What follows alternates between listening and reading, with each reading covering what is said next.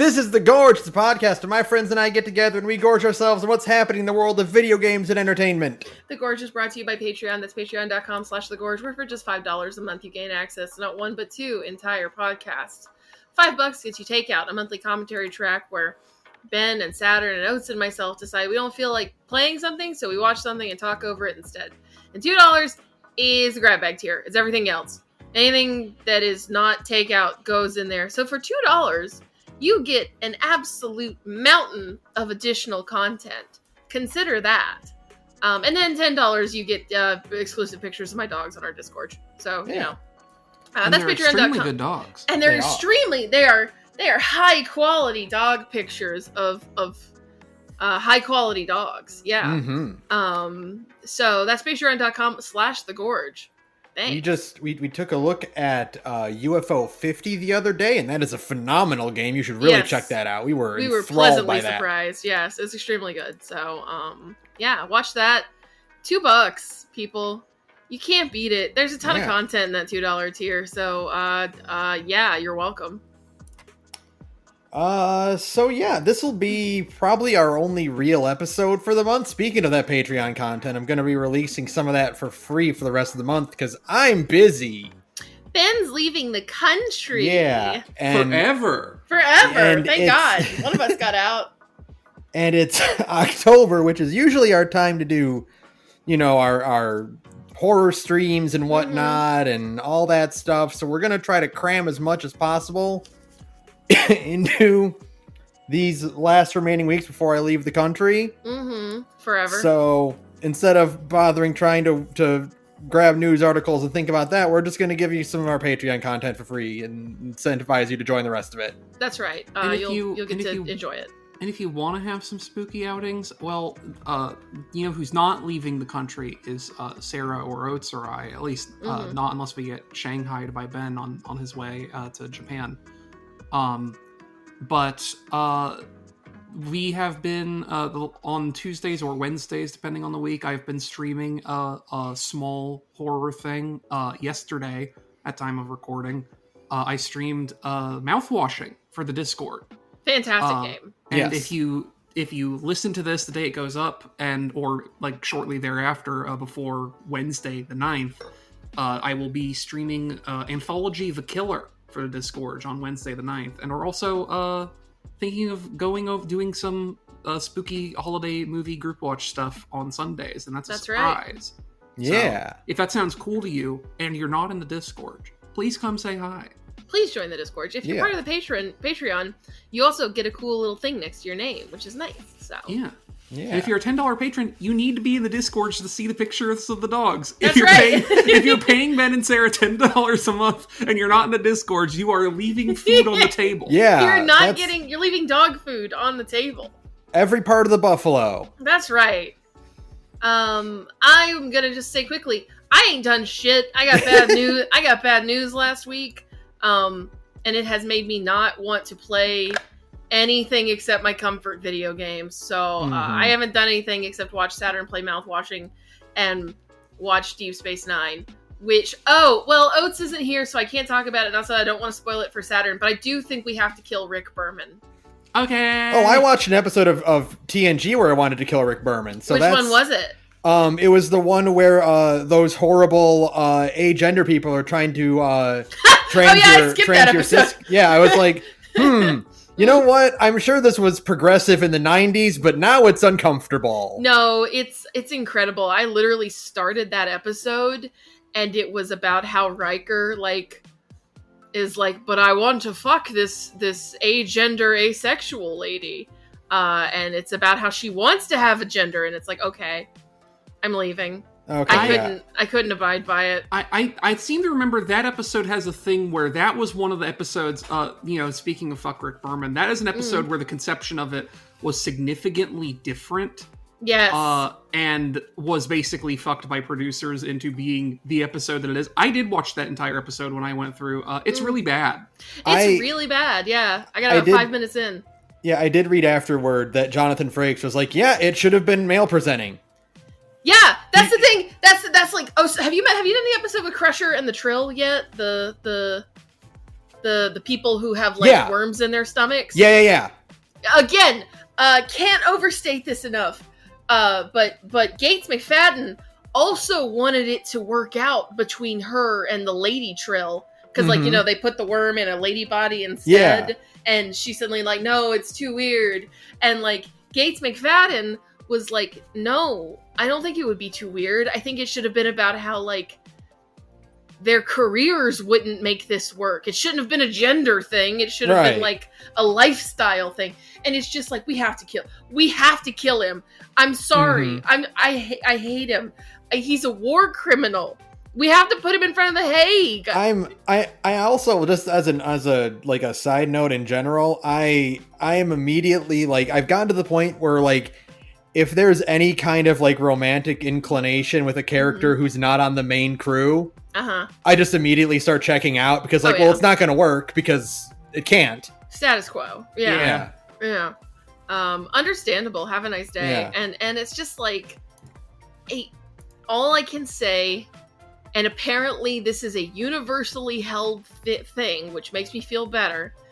But the last episode of season 6 is possibly the angriest any piece of TV has ever made me.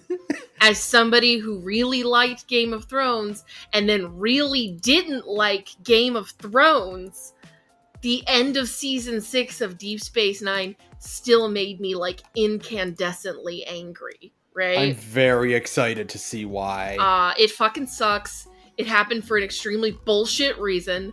And yeah, I hate Rick Berman. I don't know if I would be able to stop myself at a convention. You know how, like, when you go to a con and they do the Q&A thing where you stand up and you ask them questions?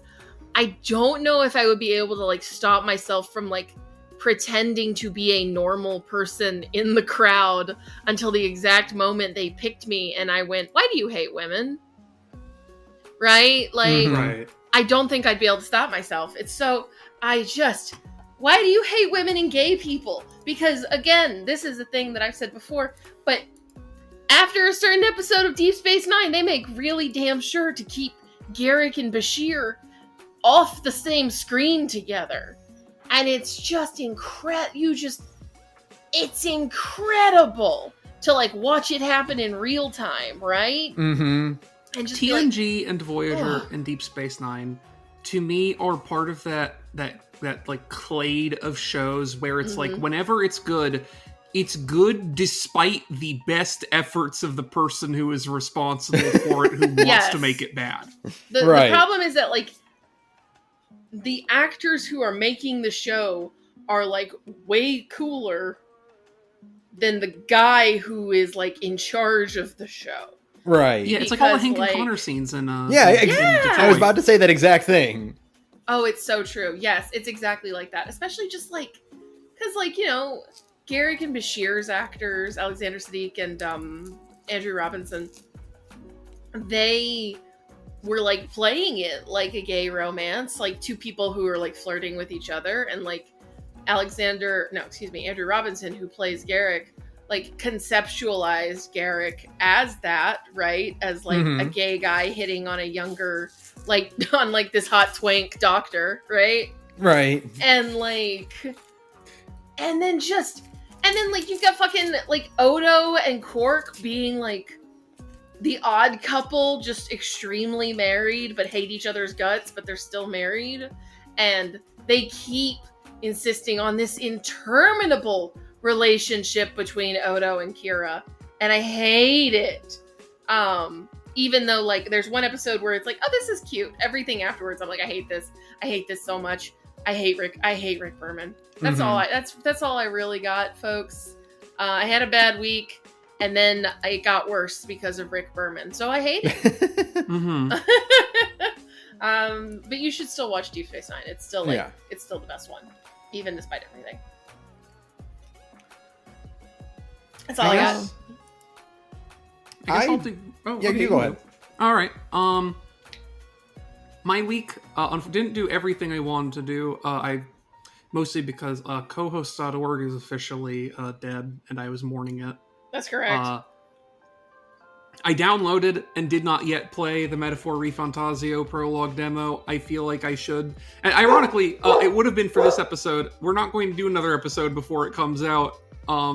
So there's no longer press utility in me actually being the one person on the podcast who plays it. I don't know. Maybe for when we come back in November. Yeah. Aside from that, though, I played Mouthwashing. That was very fun. That's a really good, like, short, like 2.5 hour, I want to say our stream was. Mm-hmm. Yeah, 3 hours ish. Mm-hmm. That's really fun. If you like something that's like a sort of classic style horror movie, but as like a Unity, narrative horror game, I think that's a cool thing to get. It's like $11 something on Steam. It's pretty good. And aside from that, I've been playing Echoes of Wisdom. Yes, let's talk about Echoes of Wisdom very carefully. Yes. I think I'm probably farther than you, so where are you? I am in the Gerudo Desert. Okay, I'm significantly farther than you. I have made significant progress through the Gerudo Desert, and I am about to go into the dungeon, I believe. Wonderful. My update, without giving anything away about the structure of the game, is I just, maybe an hour or two before we started recording, finished filling out the map. Nice. That's a big map, so that's big. Yeah, I'll say that, like, I've been to a lot of locations. There's one large chunk of the map that conspicuously I haven't done anything in yet. So I'm not sure how that's going to work. I would say I'm on dungeon, like, 6 total. Okay.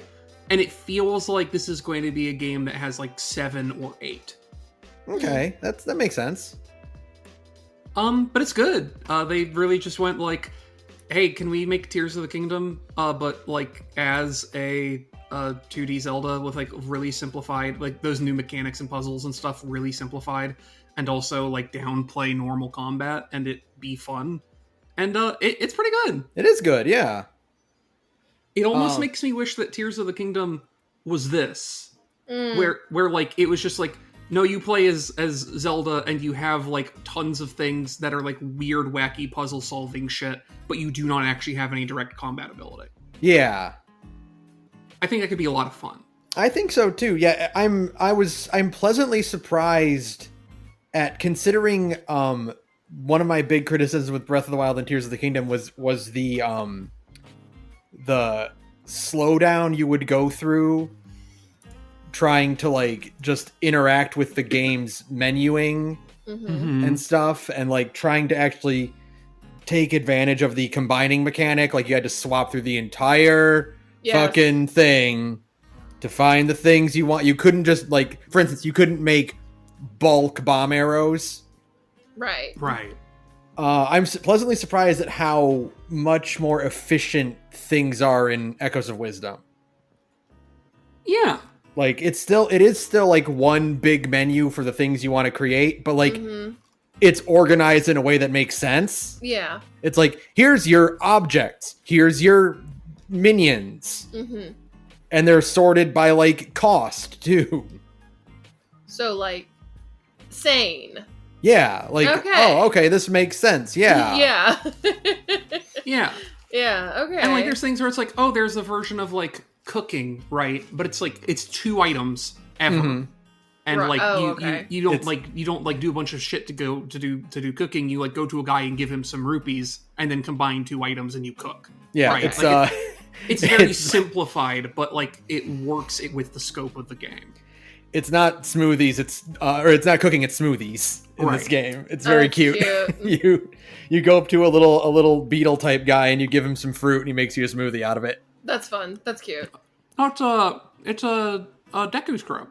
Oh yeah, it is a Deku scrub. Aww. But like a really big one, like kind of like pear shaped and giant. Yeah, he's got like the really like long spindly arms. He ate too many smoothies. Yeah. And now he big. The game's adorable. Oh, yeah. Sure. It's super. Sure. This is the cutest Zelda has ever looked. Because she's always doing that kind of like that like little like frown. Like her default expression is just like a little kind of sad pout. So you go around opening chests and she's just kind of like blankly pouting at you. It's really Somebody great. has to be serious, okay? It's really great to see that when Zelda is the silent protagonist, she's just as quirky as Link is. Oh yeah. She's very funny. She is. Unfortunately, it is the reason why, like, I have been thinking about my elf PCs in tabletops again, where it's like, unfortunately, well, actually, I guess fortunately for me, Zelda in this game, it reminds me like, oh, this is just like every single time I make a girl who's an elf. Yeah. Mm-hmm.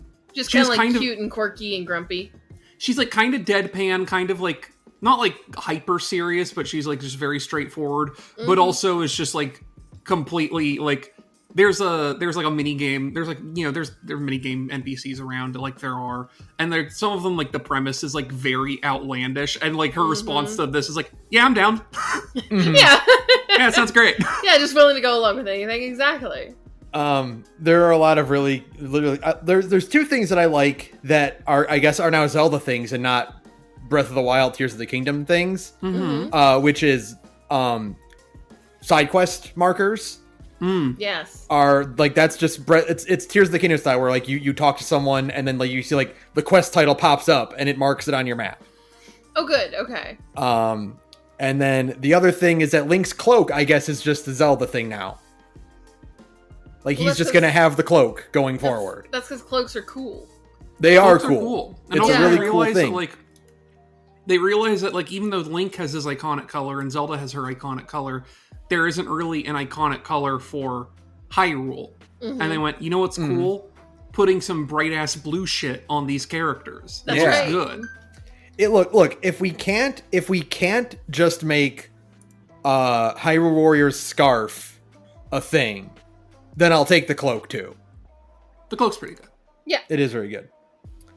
It's very funny when you talk to NPCs and they're like, oh, I'm sorry, I thought you were Link. He's the only person I know who wears that cloak. That's it's very cute. funny. Like the first location you go to is the town that Link is from. So, oh, I thought you were Link. Well, Link and Zelda have also always looked like pretty similar until like I don't know. Pretty much ever. Like they've had the same hairstyle. Well, I guess Twilight Princess is kind of where they were like, actually no, we can differentiate these two like more substantially so they don't look like siblings. So yeah. But like it's always been kind of funny how much like Link and Zelda just kind of look similar. Yeah. But no, it's very good. I might end up actually liking it more than Tears of the Kingdom. Oh, okay. Which is weird to say, but sure. Yeah, I think it at least has the benefit of this is like I've been fairly exhaustive with the content in it. I will be surprised if it takes me longer than like 30 hours to have beaten this game, probably closer to 20. Right? And I'm being like I'm like doing all the side quests. I'm like scouring the map for gubbins and things of that nature. Like I'm being pretty thorough. But it's just like it. I think the big thing is that it is a smaller map. Like it is a classic Zelda size map, right? But also it's not a game where it's like part of Breath of the Wild and Tears of the Kingdom, right? Is that traversal having friction and like resource expenditures and things of that nature and being difficult is like part of the tension of that game. Right? It's how they designed that, or at least more so in Breath of the Wild and Tears of the Kingdom, but it's supposed to be kind of a pain in the ass to get around. But this is a game where you can like sequence break the level geometry basically immediately. Yeah. That was fun. You figure out like, hey, these trees are like 2 blocks tall, but if I can just make like a 1.5 block tall staircase, I can just climb on top of the out of bounds trees and walk over to a different part of the map that there's like no direct connection to. Or you can you can incorporate some fans into a bed and make it fly. What? I've seen that. I've seen clips of that happening. People combining beds with like some kind of gust of wind mechanic to like shoot you up like high areas. I know what that item... Oh, because I saw a screenshot of that, and like someone used that thing and then also summoned a bird and was able to tether them both at the same time. And the gust machine was just constantly scaring the bird away. And so the bird was just infinitely flying off in the direction and carrying Zelda with it. I see. There is one thing, I don't know, maybe it'll come up later, but there is kind of one thing that I'm actually kind of intrigued by. What's that? Which, especially compared to Breath and Tears, where it's like, I guess they're kind of leaning away from the Triforce in general. Seems kind of like it. Yeah, they've been doing that for a little while too, though. Like, I don't know. It's very weird. I guess it makes sense. It's more like they're trying to turn it more into like the symbol of the royal family, instead of like an actual, like a MacGuffin. Yeah, exactly, like a gubbin. It's kind of one of those things that like it kind of feels like they're kind of freeing themselves from that restriction in storytelling of like, well, now we don't have to make it a grab for power. We can, explore these characters in different directions and not make them tied to this artifact that we need to shoehorn in at the end. Now, granted, your little floating sidekick guy is named Try, so maybe I'm wrong, but... Well, I was going to say, his name is Try, and the little trail of pips that follows him is, at the start of the game, 3 triangles. Yeah. Oh, cute. But they aren't like, Zelda, you need to find the Triforce to save Link. It's like, go save Link somehow. You'll figure it out. You're smart. Okay. I think that works. Yeah. That works. Lets you, because ultimately the thing, like, Zelda's always going, like, I think until the end of linear time is going to be playing the hits in some version or another. And I guess, like, if you take away one of those elements that's, like, maybe iconic but doesn't actually add too much, it frees you to be like, well, we're going to experiment in this different way. Yeah. Because, like, I'm not going to say anything about it, but, like, the stuff around Try and, like, the other sorts of, like, the things specific to this game are very not obviously connected to any other, like, Zelda stuff in ways that I can really articulate. Like, it seems like they're kind of trying to do a thing that's at least somewhat different. Okay. Okay. It's good so far. Yeah. By the time you hear us again in November, I will have long since finished it and probably forgot anything else I wanted to say about it. But, if you were hoping that game would be good, it is. It's very good. I'm very... It broke the 76 curse for me. It actually freed you from the clutches of 76. Because I was playing 76 over the weekend, and I was like, wait a minute. I would rather be playing Zelda. You're free! I haven't felt this about a game in fucking months. Free from its horrid grasp. I had that exact sensation earlier today where I logged in to do my dailies and I did like 1 or 2 dailies. I'm like, actually, you know what? I want to make a little more progress in Zelda instead. Yeah, there you go. Free yourselves from the clutches of live service video games, she says. She says, not at all hypocritically. Not at all hypocritically, not logged out of Final Fantasy XIV while we speak. Just like having it on in the background. Don't worry about it. It's fine. Did you do anything else, Saturn? I don't think so, no. Okay. I did 2 other things besides Echoes of Wisdom. Okay. I started reading the IDW TMNT series. Oh, yeah. My brain auto-filled that, and for a second I thought you were going to go, I started reading Umineko. Because I got the first of the hardcover volumes last Christmas. And realized I never cracked it open. So I finally did that, and then I bought the second hardcover volume.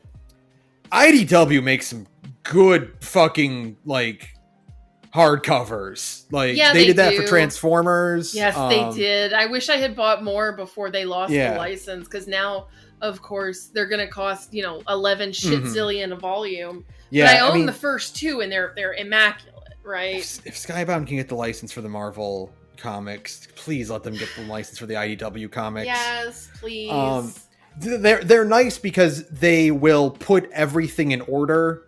Like, it's not just the main series. Like, they'll fold in, like, the one-shots where they're supposed to go in the timeline. Yeah.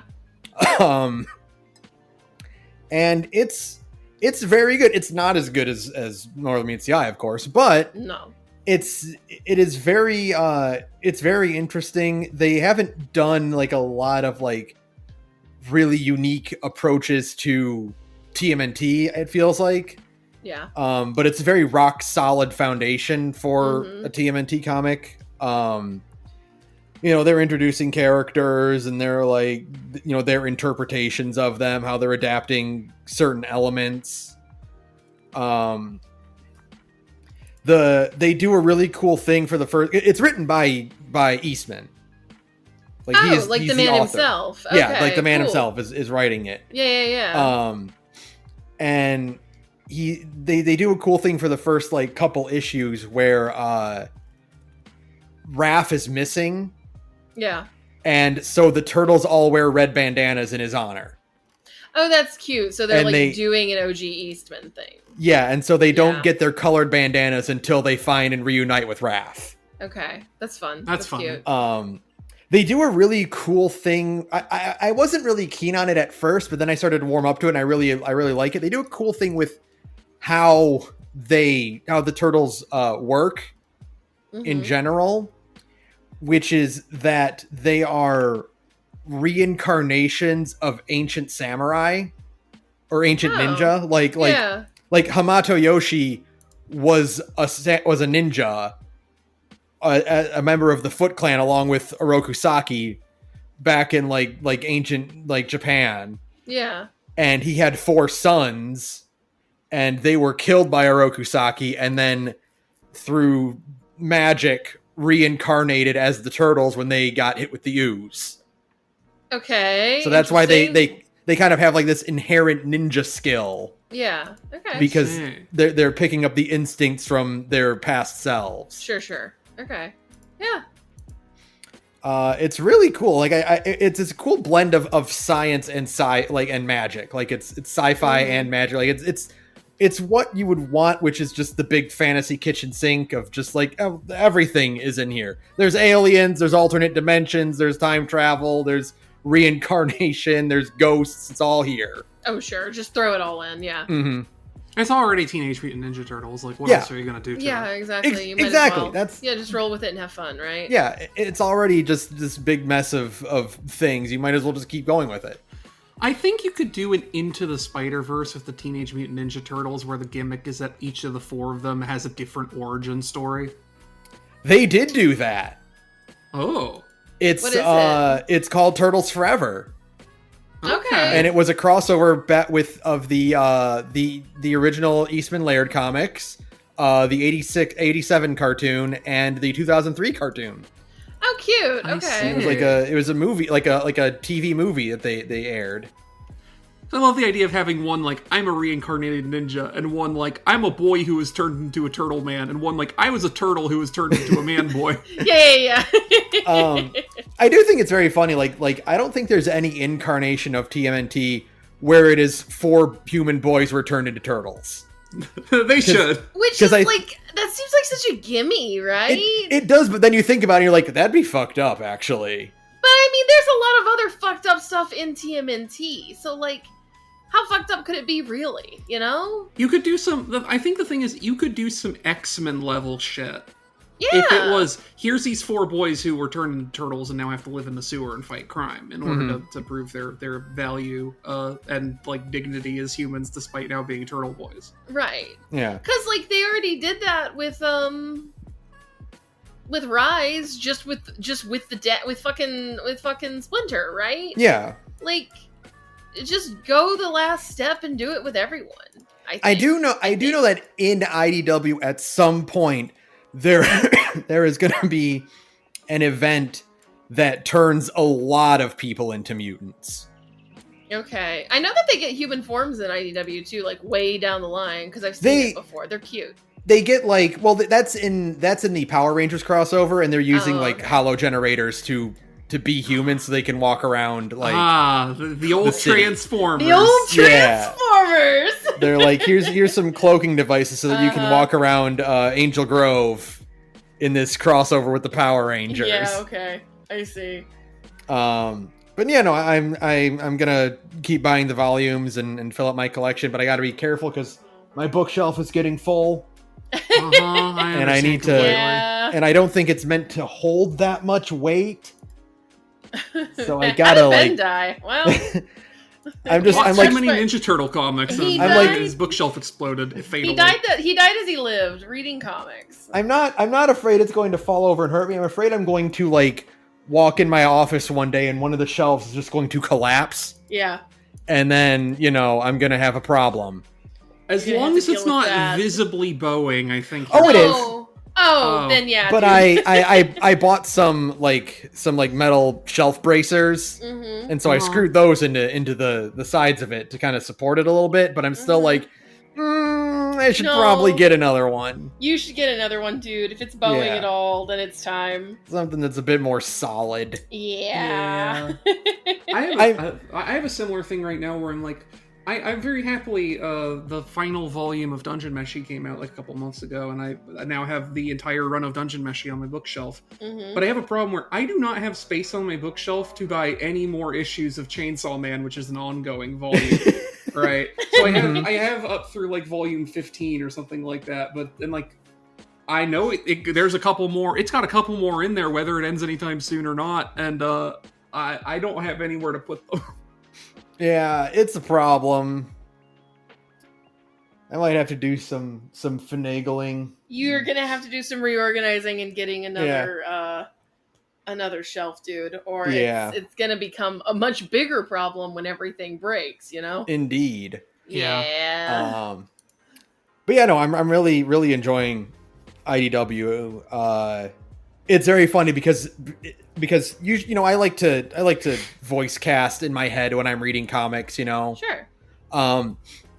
I can't do Rise voices for any of these characters. It just does not it's work. It's just too different. Yeah. Tragic. Like they're too much what you would expect from like a regular TMNT for them to fit with the quirky Rise personalities. I'm so devastated. We're never gonna get another one that's gonna do it like that ever. I know.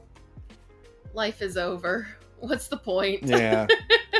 Just rewatch the series over and over again. I'm just going to. I'm gonna have to until I finally get sick of having Paramount Plus and cancel it. Mm-hmm. When you finish Star Trek. When I finish Star Trek, I have so much Star Trek left to watch. I don't know.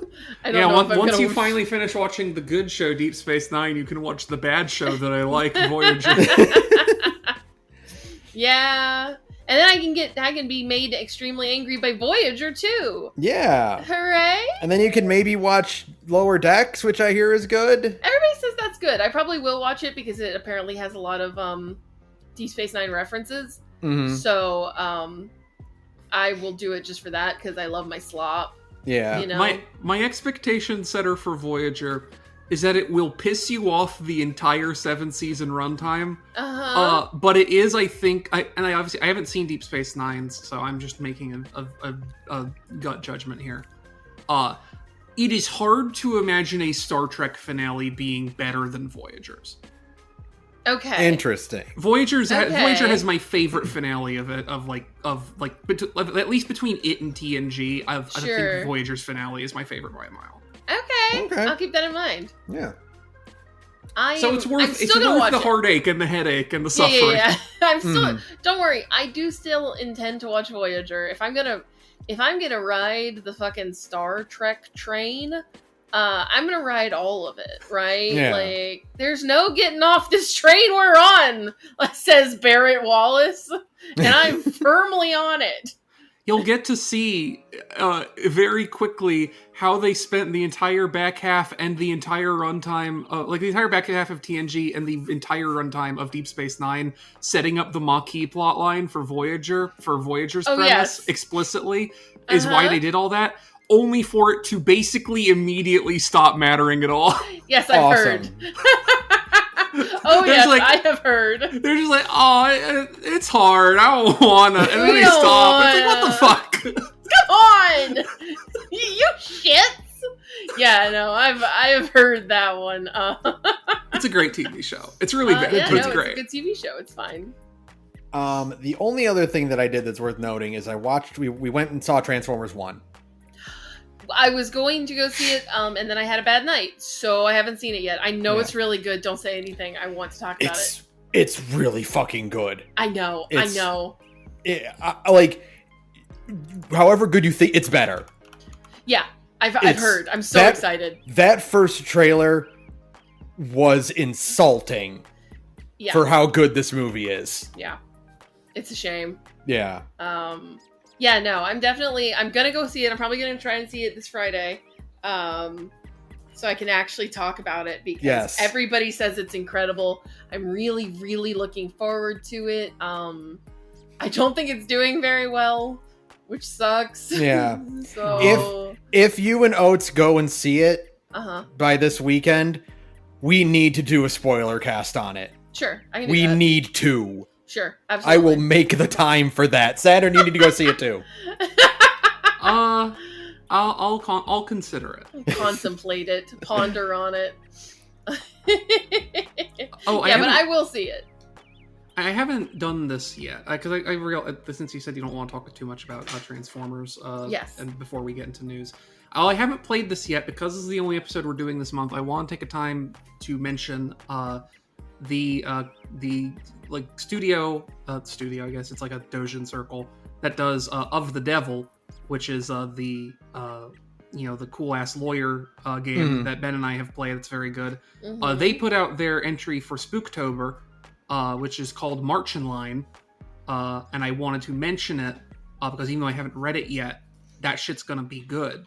And if you like cool ass VNs, cool ass indie VNs, you should check that out. Mm-hmm. I'm using my power as a host to shill for shit that my friends made. That's correct. No, you're correct to do so. Yeah. That's at nthcircle.io/marchinline, which is like the German word marchen and then line. Okay. Yeah, it's very cool. So check that shit out. That's all I got. That's it. So that's it for us now. Hey, you know how last episode sucked? Yeah, it was like stone cold bummer. Yeah. This one's good. Oh, we had a lot of good things happen. Okay, for this news. To set tone, I don't know if it's going to bear out this way in our news articles, but I think last week's Big Think Dimension over at our competitor Senpai's Gigaboots was the first episode they've done this year that didn't have layoff news in it. Yes! Oh my god! It's a miracle! It's a Christmas miracle. No one got fired. Just this once, Rose. Everybody lives. Yeah. So let's get to it. All right. Freedom Wars Remastered announced for PS5, PS4, Switch, and PC. Okay, sure. Okay. My brain asks for who and then answers its own question with the sickest Vita heads you know. Yeah. That's correct. This is one of 2 Vita games I own. Yes. I own this and Persona 4 Golden. And I don't need a Vita for Persona 4 Golden, and I won't need a Vita for this. The thing about Freedom Wars that's very interesting, that is at least like historically interesting to me, is that this is very, very briefly talked about in the Steak Bentley video on Metal Gear Solid 4. But Tomokazu Fukushima, the guy who wrote all the codec dialogue for Metal Gear Solids 1 through 3, so like where all the good dialogue in those games is, did not do the codec dialogue for 4 because he was making Freedom Wars. King shit, I am. King shit, yeah. So like that is what, and it's like one of the last things he's done. Like he was not very active after like a certain period. It's just like, you know, he just doesn't make a lot of stuff. I guess he got out of the industry. I don't know. Maybe he died. Maybe Kojima murdered him out of jealousy. Who knows? Who can say? But yeah, it is historically interesting just for the fact that like the unnamed, extremely important person involved in Metal Gear Solids 1 through 3 worked on it. So I think that's reason enough to play a Freedom Wars at some point. I remember playing Freedom Wars on the Vita and being like, wow, this is really good. I wish it weren't on the Vita. I wish it were on a real system, yeah. The Vita's the funniest console of all time because it's a console where everyone, like, now's the time. We can finally make our own Monster Hunter clones. And they made shit like Freedom Wars and the one where you sacrifice parts of your body or whatever that one's called. And and it was a bad idea because this is when the Monster Hunter was all like, yeah, I mean, making shit for the 3DS is cool, but what if we started working on making like a console one again so we don't have to run at 15 frames a second? Yeah, what if it ran smoothly? What if you could play it on a real controller?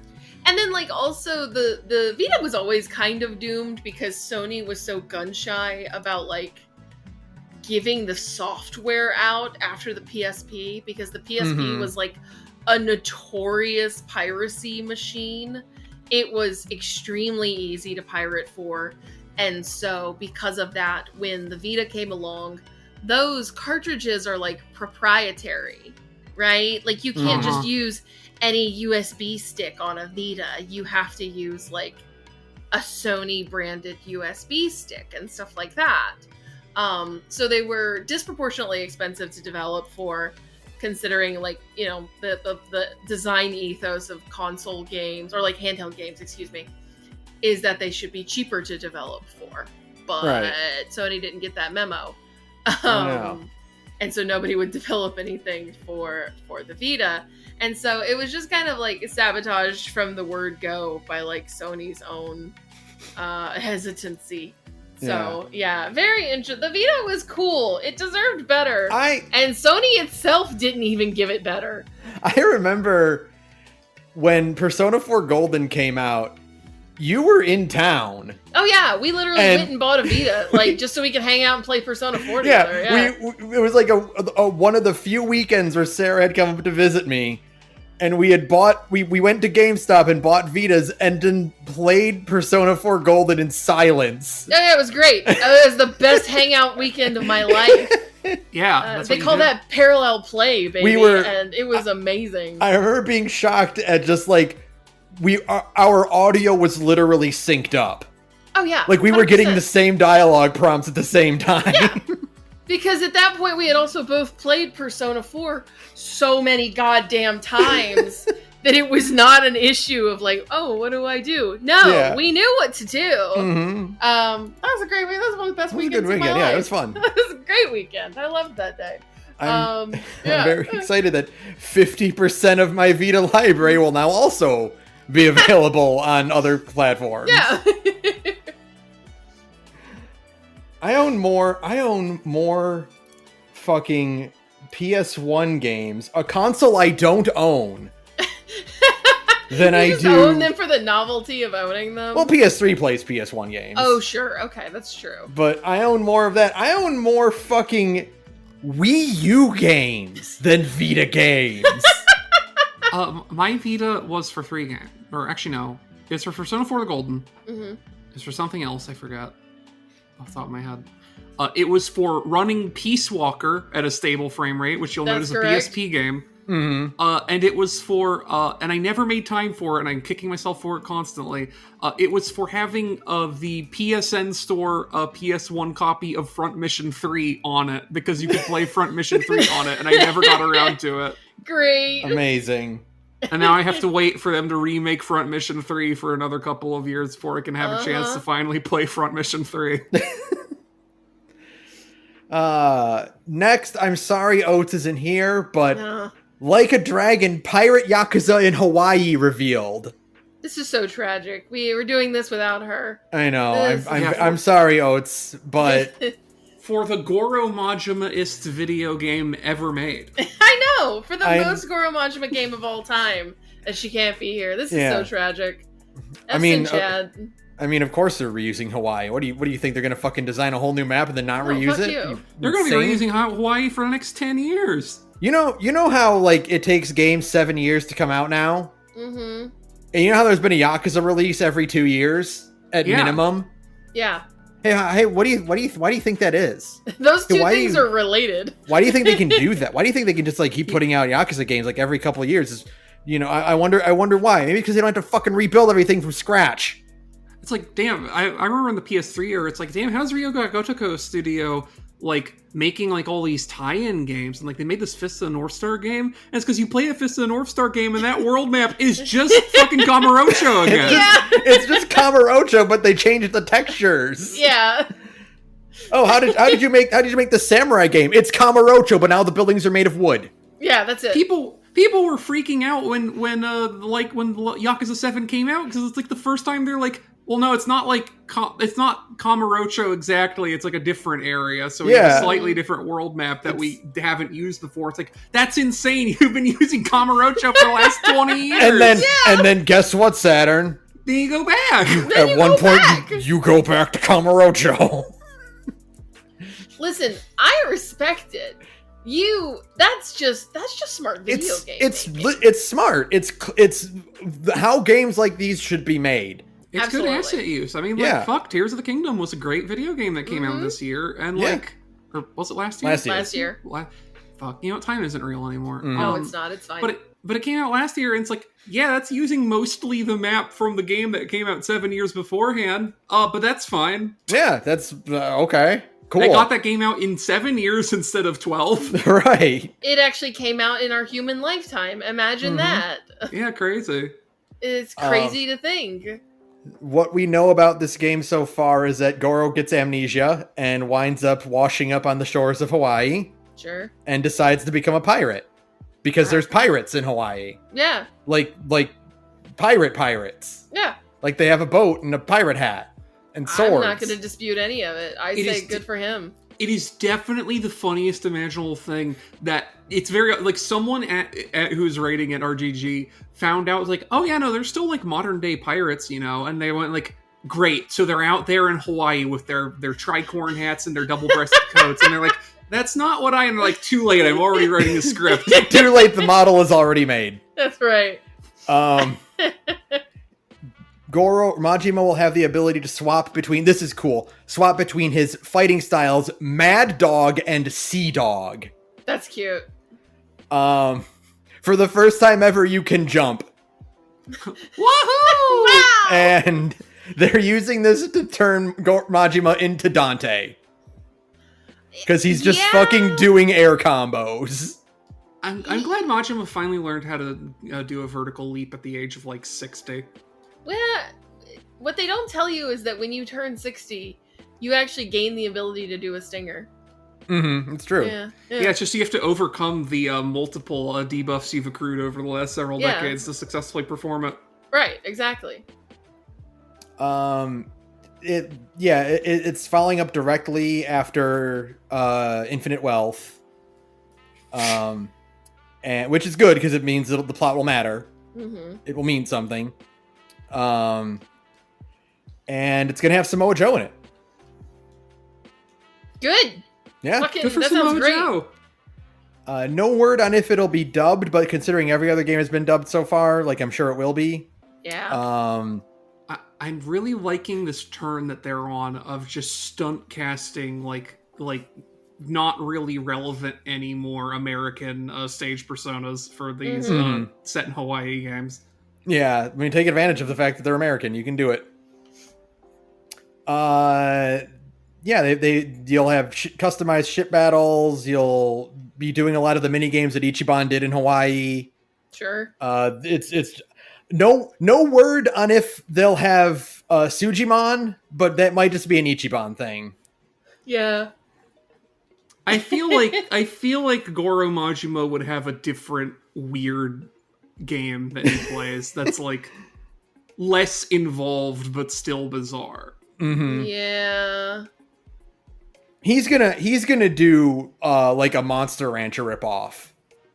Or like a Monster Hunter ripoff. Ooh. He used to run a cabaret, right, in Yakuza 0. I love the idea that it's a Shin Megami Tensei knockoff, and he keeps bringing people back to a love hotel to make them fuse. Yeah, absolutely. So yeah, this is gonna be tons of fun. Yes. I'm very excited to play this. And yeah, it's going to be great. Speaking of crazy Wahoo action, Devil May Cry animated series premieres in April 2025 with the trailer. They got tentatively excited. I don't know how to feel about this one because I don't like the way it looks. Really? No, I really don't like the way it looks. I think it's too saturated. I don't like that Studio's house style. It's Studio Mirror. They're the Korra and the Voltron guys. Oh, no, Okay. really? Yeah, it's the Korra and the Voltron guys. I don't like their house style. I just don't like the way they draw faces. I think Dante looks like Lad Russo, and I guess that's I think fine. you would be into that. I think it's funny. I think it's funny. If they make DMC6, because, you can't get Ruben Langdon anymore because he's insane. gone off the complete deep end. According to Johnny Young Bosch, he's retired from acting. Uh-huh. Yeah, I imagine it's hard to get work when you're constantly spewing all sorts of psychotic vitriol. Uh-huh. But that much to say, if we get DMC6 and we still have old guy Dante, I want him to be voiced by that fucking Minnesotan guy or Michigan guy or whatever who does Lad Russo. I think that'd be really good. Oh, That fuck, would be yes! good. That actually would work. That actually would work extremely well. Yeah, I Yeah. don't remember that guy's name right now. I would love it if Dante was voiced by Oolong. Yes, it is Oolong, isn't it? Yeah. That's so funny. That's Brian like his... Massey. Brian yes, Massey, I knew it was that's Brian it. something. Brian Massey is a super good voice actor. I think he can do it. But yeah, no, I don't know how to feel about this one. I don't like the way it looks. That's like my biggest thing is that I just don't like that studio style. I think it's too saturated. So, but if it's good, it's like if it looks good, then if the show itself is good, then I can move past that. So we'll see. Now the question I have for y'all about real this. quick, I didn't realize in the Ace Attorney 2018 anime, Brian Massey voices Dick Gumshoe. Yes, he does. Oh, that makes that so works. much sense. Okay, that actually works really well. That tracks Pitch so perfect hard. casting. Yeah, Yeah. incredible Anyway. casting, immaculate. Now my question for the two of you is, so according to Johnny Young Bosch himself, there is a reason that he's voicing Dante in this. It's Nero. Okay, yeah, you think it's Nero in disguise? 100%. I think it's Nero in disguise. Yeah, I I it's also Nero in think disguise it's- because Dante because if this is set after DMC5, then Dante and Virgil are still off kicking ass in hell, right? Mhm. So it's Nero. Yeah. Because Nero got his arm back at the end of DMC5 as well. Yeah, that is so true. there's nothing out of the ordinary there at all. There is The necklace is not the same necklace. It's a different looking Right. necklace. So yeah, I think it's Nero. there is no reason that Nero can't pick up Ebony and Ivory and just use Rebellion. Sure. Like I'm choosing to believe there's not a complicated plot reason, but Nero's just like, finally, Dante and Virgil are out of the picture. Now I can take Dante because I think that name's cooler. Yeah. Narrator note, he is incorrect. Nero is a much cooler name. I figure there's some like extremely simple reason that it's Nero instead of it's just like, hey, they wanted Dante and Dante is off in peanut shush. And Dante is too busy in hell, but this guy is insistent. It is a peanut. Can we not do this right now while I'm talking about a thing I like? 2 seconds. okay.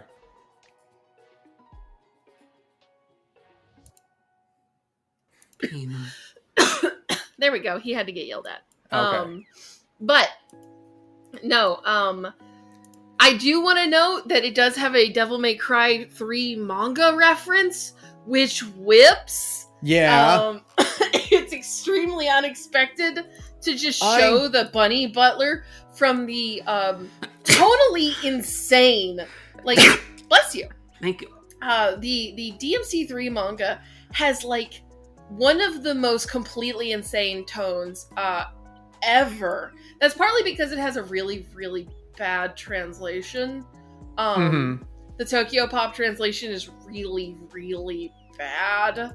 But it's still like weirdly dark and fucked up for a Devil May Cry 3 manga. Which I guess kind of holds the pattern, because the DMC5 manga is also really weird. Yeah. But in a really good way as well. Both of those manga are good, actually. So yeah, like the Rabbit Butler is specifically a reference to the DMC3 manga. So who knows? Maybe this is like a reboot or something. Yeah. Like I a don't weird I do prequel thing. appreciate how between DMC and Street Fighter, Capcom specifically has a weird fetish of making games that are just the title of the game and then a number, and the chronological relation between these games has absolutely no like discernible logic whatsoever. Oh, it's even so more funny. insane is that at some point before DMC5 came out, they changed it. Yeah. So Saturn. The official art book for the Devil May Cry franchise before 5 came out was called 3142. Yes. Because very famously, it was all like you could reference the entire fandom by calling it 3142 because that is the chronological order of the Devil May Cry games, right? Because it made sense because like DMC2 has like such an older Dante and he's so much in like a bad mood that you're just like, oh, okay, this is like way like down the timeline, right? And then 5 came out and they're actually like, no, 2 comes before 4. Yeah, it's actually 31245. They just fucked up. Because shut the fuck up. No, it's not. Because 2 is so plot irrelevant to any of the other games that they can just do that. It's so stupid. I love it, but it's stupid. Is there any reason they couldn't have just gone, no, by the way, 2 isn't canon?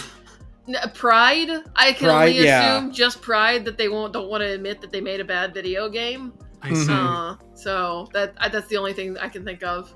Meanwhile, over in Street Fighter camp, it was, I think until 5 came out, 2 was the last one in the chronology over there. It was, because it was, no, 3 was always the last one before, because 3 was infamously like Bison is dead. Right. Because it's Alpha 1, 2, 4, 5, 3, 6. So silly. It's so fucked up that 6 is the last one. Like, yeah, the most recent one is in fact the most recent one in the timeline. They finally gave up. They finally aged these characters. I also found out somewhat recently. This isn't like news, but it is like relevant to the conversation. Sure. I had no idea how hard like Street Fighter 6 gets the cultural buff, despite not actually selling nearly as much as you'd think it would. Yeah. Like, they just broke 4 million sales, like, a month or 2 ago, I think. Oh. Which, like, is still pretty good for, like, Street Fighter 6 selling 4 million. But, like, there are significantly less remarkable games that were like, yeah, no, this sold 4 million in, like, 3 months. Yeah. Like, I think it barely outsold Armored Core 6. That's crazy. You know. I did see one funny thing about Devil May Cry, the anime, which is that if this is actually Dante, they should get Yuri Lowenthal to voice Virgil. I think that'd be really funny. Because really funny. We're long overdue for a JYB Yuri Lowenthal duo. Yeah, I don't know. I don't think that would fit. I mean, he just doesn't have the voice, and I don't think, like, I mean, Dan Southworth is Dan Southworth, you know? Yeah. He's kind of irreplaceable. So, I don't know. He's irreplaceable, but it would be funny. It would be funny, absolutely. And then, and you know what? You're right. You should always do something if it's funny. Yeah. Yeah, good point. Yeah, which is why we need Brian Massey to voice Dante in future games. Exactly. God, please. He's like the right age bracket. He's like in his early 50s. Oh yeah, he'd be great. It is funny, just as a quick side note before we move on about Devil May Cry in general. It's crazy how much Johnny Young Bosch sounds like Dan Southworth's son. Yes, they have, like, he has such the perfect tone for that. It's really wild. Yeah. I really would like another one of those. Yeah. The other day I was like sitting here like, I wouldn't mind if we never got another Devil May Cry. And then I thought about it a little bit longer and I went, what the fuck am I saying? No, I need another one and I need it now. Like, I know Itsuno left and it's tragic, but like, give me another one. I think what's probably most likely to happen, because like big scale game development being what it is now, who knows if we'll ever get another like game that is called Devil May Cry. Right. But I think we're going to at some point during the industry crash hit a point where someone's like, here is my single A to double A thing that is Devil May Cry, like a Devil May Cry knockoff, but I actually did it right this time. Yeah, Saturn. That's called Hi-Fi Rush 2. That is Hi-Fi Rush. I guess that's true. Yeah, Hi-Fi Rush is extremely that. Hi-Fi Rush isn't goth enough, though. No, it needs to be goth is the problem. Like, well, what you do is so the first Hi-Fi Rush was kind of like pop rock music, right? Mm-hmm. And like we talked about in the episode, what you need to introduce style switching for Hi-Fi Rush 2, and the styles are different music genres, and one of them is goth rock. I would be okay with that, but I think that's acceptable. That's acceptable, but I would much rather just have another Devil May Cry. I would also just rather have something that's more explicitly goth. Because like the appeal of Devil May Cry to me is its gothiness, and it's like, I mean, it was a Resident Evil game first, so it has like spooky origins, and I think we need more of that. I agree. You know what I think could be the next Devil May Cry if they made an insane spin-off? What? Doom. God, yeah, those are extremely, they go hand in hand. And we know Western studios can make Devil May Cries because Ghost Rider exists. Ghost Rider was a good video game, despite everything. Yeah, despite everything happening against it. Yeah, I don't know what I would want to be like a Devil May Cry replacement. Mostly because I just like Devil May Cry. Maybe you get some of those people to go to Sega and they make it some insane Shin Megami Tensei spin-off like Digital Devil Summoner or something like that. That would be super sick! What you need to do is you need to make RE9 and you need to we need to return. Yeah, we need to just do the opposite, where RE9 becomes the new Devil May Cry. Yeah, and it's we have to go back to our roots. We were going to make Devil May Cry 6, but then things happened, and we decided to just turn this into Resident Evil 9 instead.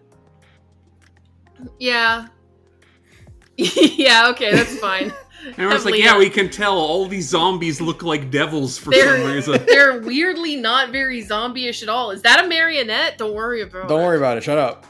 There were marionettes in fucking 8. There were. Right? So it works.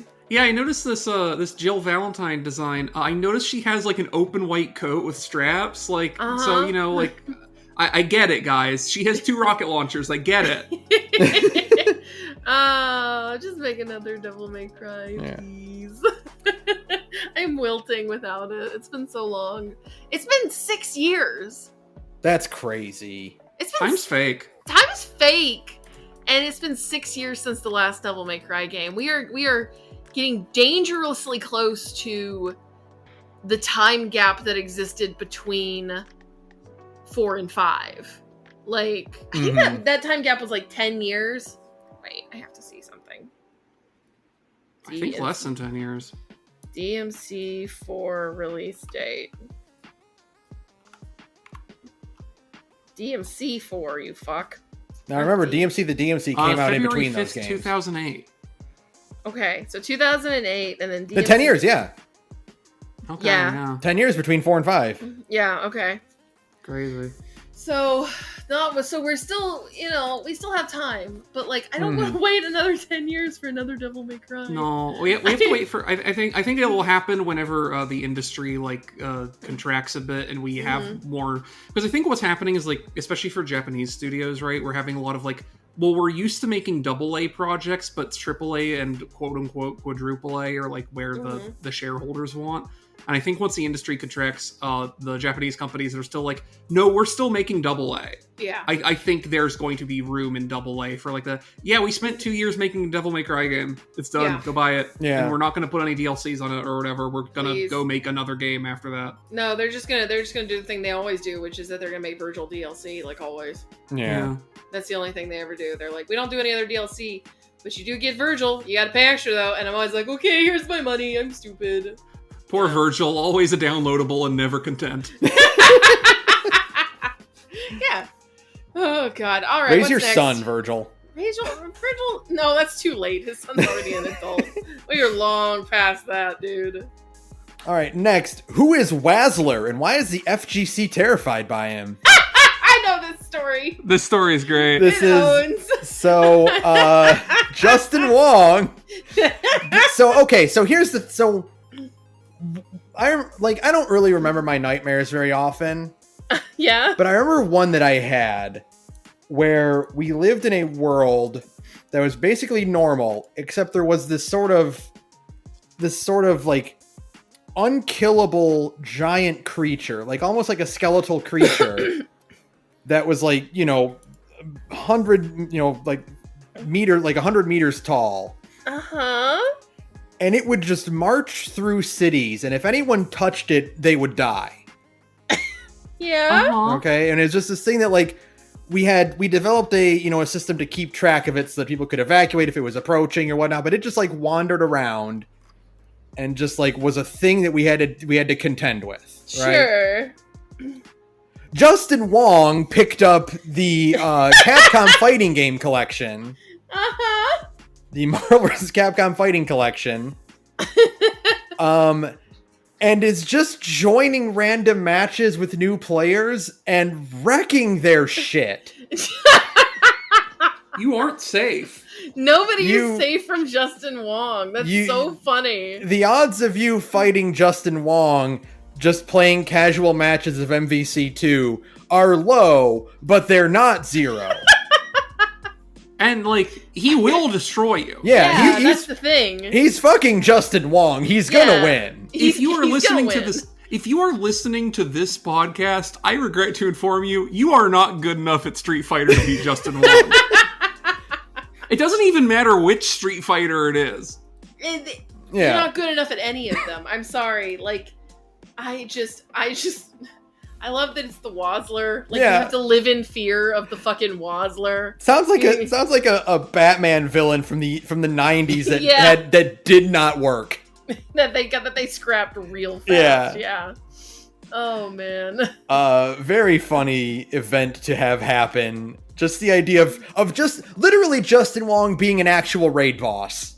Yeah, just minding your own business and like tooling around in fucking MVC2. And here's Justin Wong to ruin your day. It rules. It would be like if you're fucking playing like... It's like the real life equivalent of having your world invaded in fucking Dark Souls and shit, right? Like, it's like if you're just like, if you're at the park and you're just playing horse with your buddy and Michael Jordan walks in. Yeah. And he's like, I got next. There's so many 90s movies about that exact premise. Yeah, there's a shocking number of that, actually. Oh, God. Next, PlayStation 30th Anniversary Collection prices have started to leak. Okay, I didn't hear about this.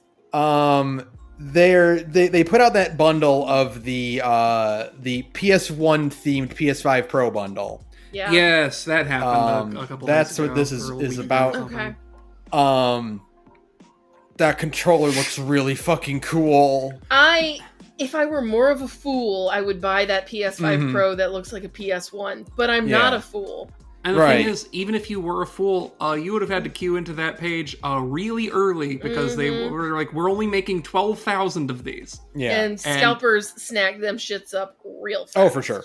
Yeah, like the people who were in there immediately are the ones who got that. Like I opened that store because I wanted to see. Like I was like, oh, maybe I'll get a controller if they're available. I don't know. Like it's expensive, but it's a good color scheme. Like everything was already gone. Yeah. It moved the needle towards me wanting to buy a PS5 Pro, but not nearly enough for it to matter. Also, because that bundle that was like the PS5 Pro and the controller and all that was $1,000 and still did not include a disc drive. God, they're so stupid. They're so insane. They're so insane. You have never seen a company go like, yes, our main competition, Microsoft, is dead. We can do whatever. Meanwhile, Nintendo's over there just calmly loading bullets into the gun. Uh-huh. I can't wait for scalpers to go, wait, what do you mean people aren't going to pay $1,200 for these? Oh, those things are going to sell for more than $1,200. They're gonna sell way more. Yeah, dude. No, they're gonna sell and they're gonna sell it for way more than $1,200. I don't think they're going to move nearly as many units. Scalpers are going to move nearly as many as they think they are. I think they are going to sell literally all of them for an exorbitant amount because, the problem is that they're you think that because you're a normal person, right, dude? Like, you're a normal person. I guess if you're buying from money. a scalper, you're insane already. Yeah, exactly. Like, you're a normal person with a normal amount of money, so you're thinking about the world in a normal way. But, the kind of people with that kind of money can drop, $2,000 on a PlayStation 5 Pro without flinching. Yeah, I guess that's true. I'm looking at eBay right now out of curiosity, because I know no one's received them yet, but people are still like, hey, I have this coming to me, I will sell it to you. $4,000 across the board. Yeah. Yeah, God, insane. Yeah.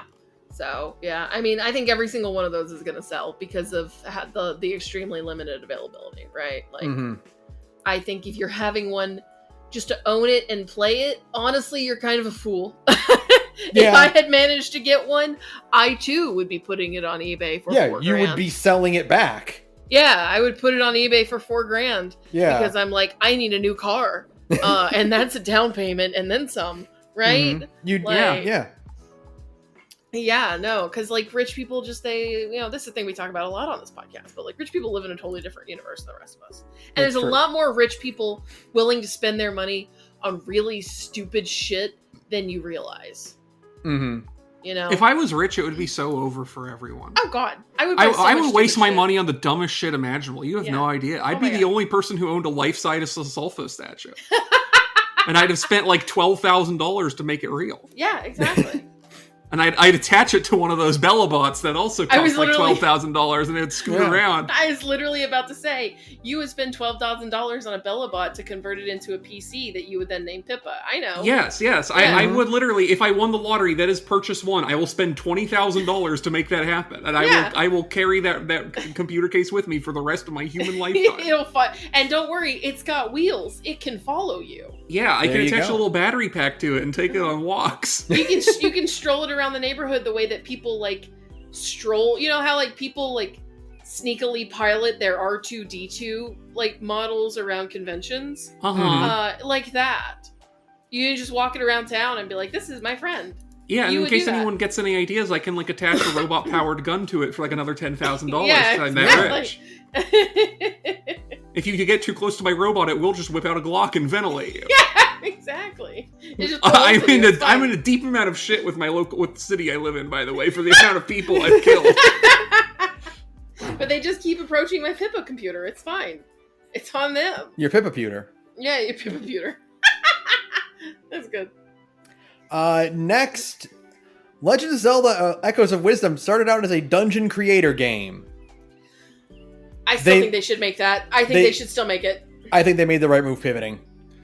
I think they made the right move pivoting, but I also think they should do it because I think it would be chaos. I think they should release a $20 or $30 expansion pack for Echoes of Wisdom that lets you just go like, here's the tool set we used. Make your entire fucking world if you want to. That's right. Because I think it would be really funny because all the people who complain about Zelda dungeons and stuff, I think it would just be funny for Nintendo to give them the tools and be like, you fucking make it if it's so easy then. Yeah, I want to see the Zelda version of the Mario Maker meme. If you fucking make it, you're so goddamn smart. Yeah, exactly. They were smart to not do this though, because Echoes of Wisdom is a rock solidly built game. I think the thing is, like, if this was just like another one of their Link to the Past type of games, I think you could go like, yeah, we'll put a dungeon builder in there. Echoes of Wisdom, though, because it has like you can summon all the different items and monsters and yada yada yada. Yeah. And like the puzzles are so much more complicated and require like so much more very specific shit to work out that it's like it is not going to be as fun to build an Echoes of Wisdom dungeon as it is to build like a normal Zelda dungeon. Right. They should, if they're going to make a Zelda builder, it should be NES, like original Legend of Zelda, Link to the Past, and Link's Awakening styles. And that's like your three styles you get to build dungeons. Like how Mario Maker has like Mario Bros. 1, 3, and World and stuff. I think you go with the Link to the Past remaster. I think that's the main way you actually get people to buy that. I don't know if anyone except for like psychopaths who are aged 35 or more are going to go in for the pixel art only one. I think people 2024 would. Anyway. Like I think you can get away with that for Mario Maker because it was on the Wii U and then on the Switch, which neither of them are very powerful consoles. By the time we get the Switch 2 though, like, and we're talking about like a thing that is nominally going to be PS4 adjacent, I think your thing for builder game has to be like at least Little Big Planet level. Yeah. Doesn't have to be pretty, but it should probably still be like a modern game and not like it should be super throwback. Yeah, fairly modern looking, I agree. I could see that. We have to remember that the PS3 now is as retro as the SNES was when the PS3 was out. What's your fucking problem? Diminishing returns is real. What's your fucking problem, Sarah? My problem, Sarah, is that I also have to live in this nightmare. This is such a good example. It's such a good example of like graphical fidelity, and like, yeah, we are done with gigantic shifts in style. Like we peaked. We hit it. Yeah, we peaked back in the PlayStation 4 if that Horizon remaster is anything to go off of. Yeah, like also the Last of Us remaster. Like we're done. We're done. It's all downhill from here, folks. Also, depending who you ask, the Demon's Souls remaster, because that is a significantly better looking game because it was based on a FromSoft PS3 game. But they also just completely gutted basically all of the actual art design. From Demon's Souls in service of making it look like an Unreal game. Well, that's what's going on with that Metal Gear Solid 3 remake that I think is so fucking hideous. Yeah, oh yeah, Delta looks terrible. Delta is hideous. The more and more, like, when they first revealed Delta, I was like, oh, this could be good.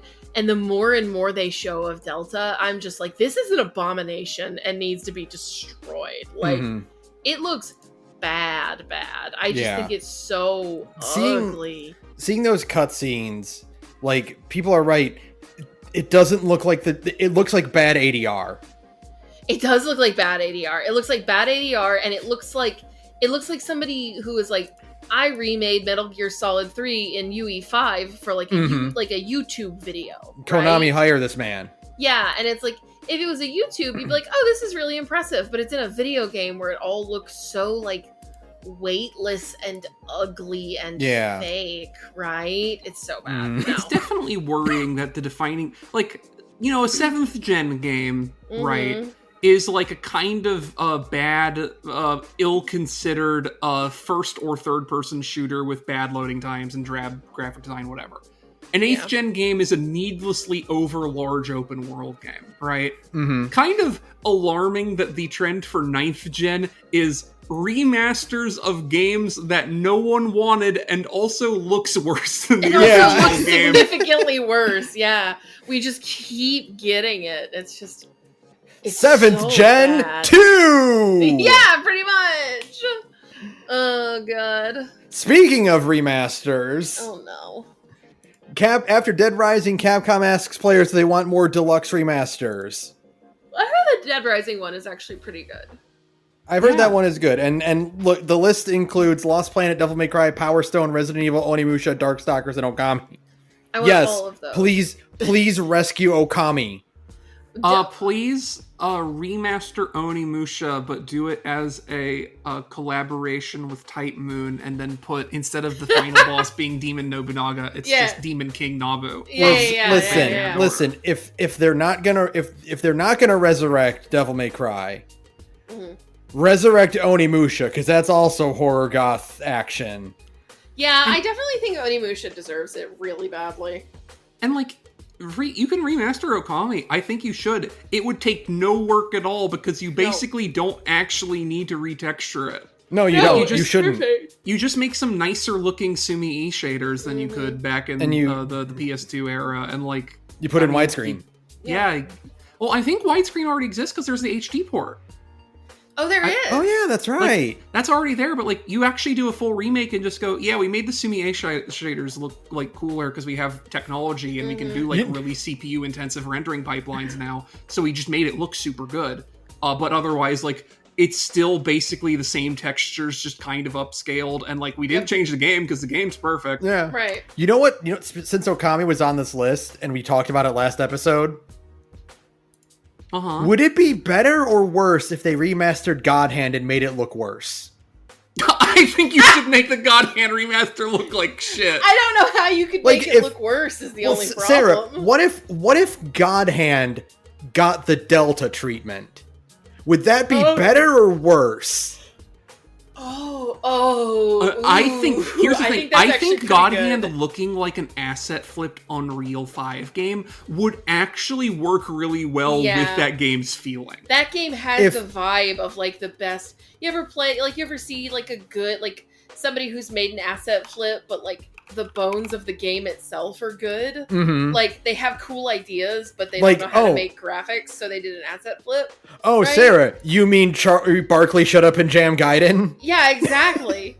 Like, stuff like that. I think that's exactly what God Hand is. Like, that's exactly the kind of video game it is. If you remade God Hand and made it look like Delta, and like Delta, used the same audio recordings. Yes!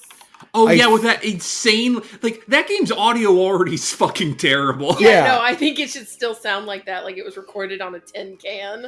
Yeah. That clip we have on the soundboard, My Style is Impetuous, that is the raw audio quality from that game. Yeah, it's really bad. I think they should do that. They should. Agree. It would be very fun. I agree. I think that's exactly what you should do. But also revive Onimusha. Please put Onimusha 3 on platforms people can play it on. I would be okay with a DMC1 remaster where, like, they didn't touch anything, but they just made it look kind of like the way they did with Dead Rising, where they didn't touch anything, they just made it look better. Yeah. Yeah, Dead Rising is still, like, the identical game. It just has, like, some nicer models. It's nicer models, and they did some quality of life stuff, and that's, like, about it. I think they should do that for DMC1 as well. I would be okay with I would be able to accept that, yeah. I think if you remaster Devil May Cry 1 and you take out the underwater segments, you're a coward. No, you have to leave those in, even though they suck ass. Yeah. You remaster Devil May Cry 1, it's the exact game. I mean, it's a PS2 game, so you probably, at this point, have to do, like, the SMT3 thing, or the Persona, whatever, the SMT3 thing, where, like, it's technically a complete from-the-ground-up remake in Unity, but they just copied everything, because they don't have that raw stuff anymore. You probably have to do that. But, like, I mean, like, DMC5's already on the RE engine, and, like, you can just tweak those models to look a bit younger. Yeah. You really can, yeah. And then you have all those level assets, you can just use most of those, probably. Like, you probably really don't have to do that much. It actually would not be that hard to rebuild DMC1 out of parts from, like, Devil May Cry and Resident Evil games, honestly. Especially RE8 and all of its castles and shit. Yeah, oh yeah. Which just fucking feels like DMC1 at parts. You know how, like, you know what, ironically, this would actually fit perfectly. You know how RE8 was clearly, like, we're testing the grounds for RE4 remake? Uh-huh. Do you know what RE4 came from? Devil May Cry, yeah. You can take everything that was in DMC, you take everything that was in RE4, and you rejigger it to work in DMC1. Yeah, you just rebuild DMC. Well, it's the beauty of all these things being an RE engine is that, like, you know all the assets, you can just drag them over to that other game and they'll work and look correct. The only problem with the DMC1 remaster is that I don't think they're brave enough to do fixed camera angles. You're right. Yeah. Did Resident Evil 2 have any fixed camera angles? No, it did not. Okay, no, then they're not brave enough. No, they're not brave enough, and I don't know if I'm okay with that. I mean, I guess I could make peace with it, but I really would just rather you not. I'd rather you just be brave and do fixed camera angles. Did 5 have fixed cameras at any point? No. Yeah, I guess not. No, DMC5 is a completely free cam game. I think, like, maybe it had, like, 1 or 2, maybe, but, like... I thought some of the boss fighters, like some of the arena fights were, but maybe not. We need to go back. We have to go back. We have to return. We have to go back. I'm sorry. They should also revive Power Stone. Oh yeah, that's. That would be the funniest thing in the world. I think they're more likely to revive Power Stone than Darkstalkers. Oh yeah, there's no reviving Darkstalkers. Those are now Street Fighter Extended Universe characters. Yeah, sorry, Morrigan can only appear in crossover games. Yep. We'll give you a well, no, I was going to make a joke, and I realized that I am, in fact, stupid, and that would work for me. I was like, we'll give you a Morgan costume for Jury in Street Fighter 6. And I'm like, that would work on you. Well, no, I'd pay $20 for that. That would work on you. I think that, hold on, doesn't that already exist? Bro, I'm maybe in Street Fighter 5, and I don't think Street Fighter 6 has that many. They have significantly less costumes for specific fighters in Street Fighter 6, because they've, I think... There's a thing where I think because they've tried to go more realistic for the character looks, they have also done, like, less character looks, whereas fucking Street Fighter V, everyone had like fucking 8 different outfits, and some of them were insane. Some of them were like sexy mummies or whatever, and you don't have any sexy mummies in Street Fighter 6. Yeah. For better or worse. I think it's a little of column A, a little of column B. Yeah. Next, we had a PlayStation State of Play in September that was actually pretty good. I already forgot everything I didn't catch in this one because I was busy. Okay, Oh, we got some Astrobot DLC. They're adding Eve from Stellar Blade.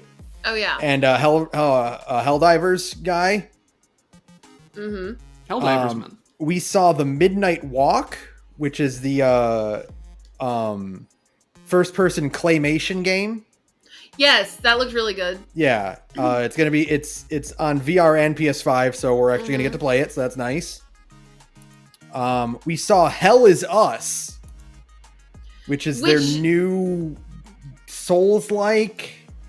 It literally looks like Dark Souls with the aesthetic trappings of Death Stranding. Yeah, it's like I'm very interested in this. I think it looks extremely interesting. Yes, yeah. It actually has like a cool, weird look to it. So it has an identity at all. Yeah, the enemy designs look really, really cool. Like the hollow face ghost type creatures. Your protagonist being a guy in like a fucking raincoat and trucker hat and wielding a big magic sword. Yeah, that's why it looks like fucking Death Stranding to me. Yeah. Looks very interesting. I'm very intrigued by that.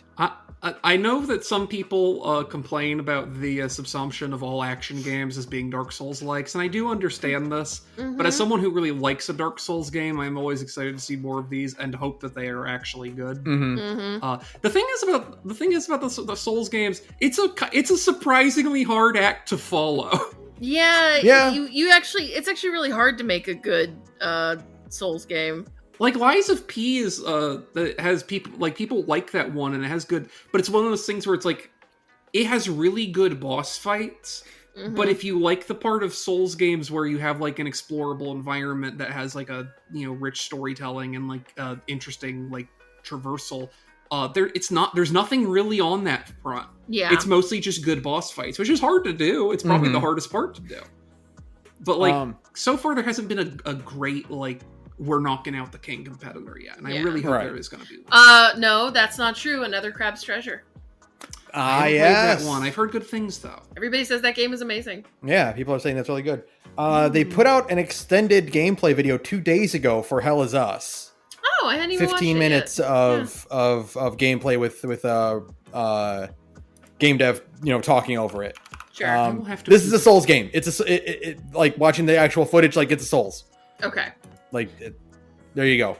It has been my favorite part though of like when Wukong came out and they're like, please, it's its own thing. It's an action game. Please don't compare us to to the Souls likes to other game studios. And then you watch someone play it, and it's like it's Sekiro. Like this is a Souls game. It's a Souls game.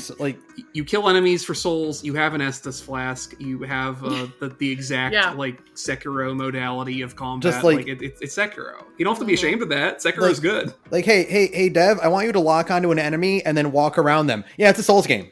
Yeah. Okay, the way you're walking and moving, it's a Souls game. Sorry. Is there a dodge roll? Is there a dodge roll with iframes? Bad news, Dev. Hey, Dev, how many hits does it take for a boss to kill you even though you have an HP bar? Is the answer about 2.5? It's a Souls game. Yeah. Sorry, you have to accept the trappings of the genre you are putting your game in, okay? Yep.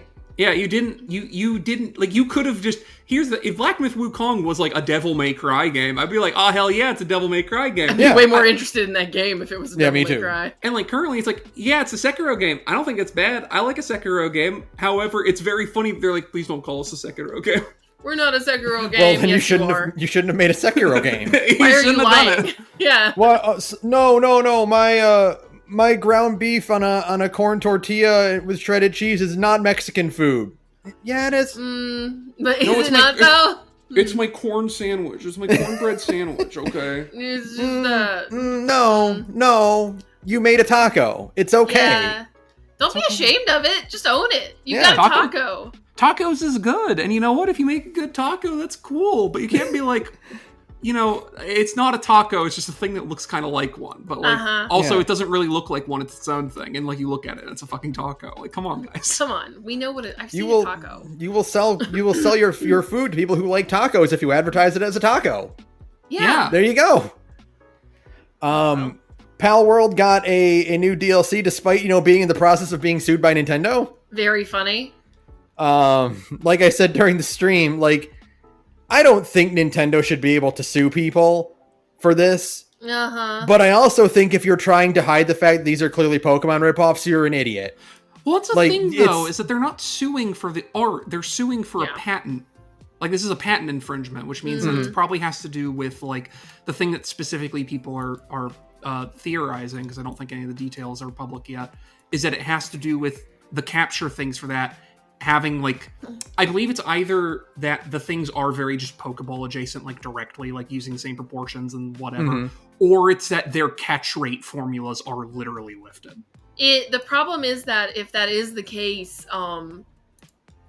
it is patent trolling because people have looked into it a little bit more. And the problem is that, like, the thing that Nintendo could potentially claim is something they put out after Pal World came out. Yeah, that's what the real the real sticking point is, that they didn't patent this until Pal World came out. Right. So it wasn't like Nintendo wasn't like, in order to protect our Pokemon IP, we are preemptively patenting a red and white ball that expands when you press the button, and you throw it at a monster, and the monster turns into data and goes inside the ball. This was, Pal World has a similar thing. You can't. We did it first. Shut up. Yeah, that's the problem, is that this is, like, depending on what they're suing Pal World for, this just seems like they're trying to avoid the PR nightmare of suing them for making the Pokemon game that a lot of people have always wanted. In exchange for just saying, no, you're infringing on our patent, which, like, they're not, right? Yeah. Like, that's the problem. Yeah, no. It would be, I would be frankly surprised if this ended up actually working out in Nintendo's favor, and I hope it doesn't, because I don't. Nintendo Pal World says they're gonna fight it. They're gonna fight him every step of the way. Yeah. Good. I cannot think of any one instance in which Nintendo has won a court battle and it hasn't increased dramatically the suffering of people with less money than Nintendo. That's correct. Pretty much across the board. Anytime Nintendo can lose, I don't care what it's for. I want Nintendo to lose. I am not a Nintendo person as much as I would like a Switch 2. On the whole, I think it kicks ass when Nintendo gets owned and when they get made to look like fools. Now they are apparently suing for AI use. How do you mean? You can't make AIs of Mario. Stop doing that. Oh, sure. That's acceptable. I'm cool with that. But, like... Yeah. For me, it's like... And this is my rationale, right? I never want Nintendo to win, because Nintendo is already the only company that can make fucking Echoes of Wisdom and go, pay us $60 for this. And I go, yeah, sure, whatever. Sure. Like, that is not Metroid Dread is not a $60 video game. They did sell it to you for that much. Yeah. It's a 12-hour long Metroidvania that, like, looks okay, right? Yeah. Like, no other company. So, like, they're already winning. Yeah. The Switch is selling as much as, if not has already outsold the PS2, and they're selling games that no other studio could hope to sell for $30 for $60. Like, they can take one on the face here and there. It's okay. Yeah.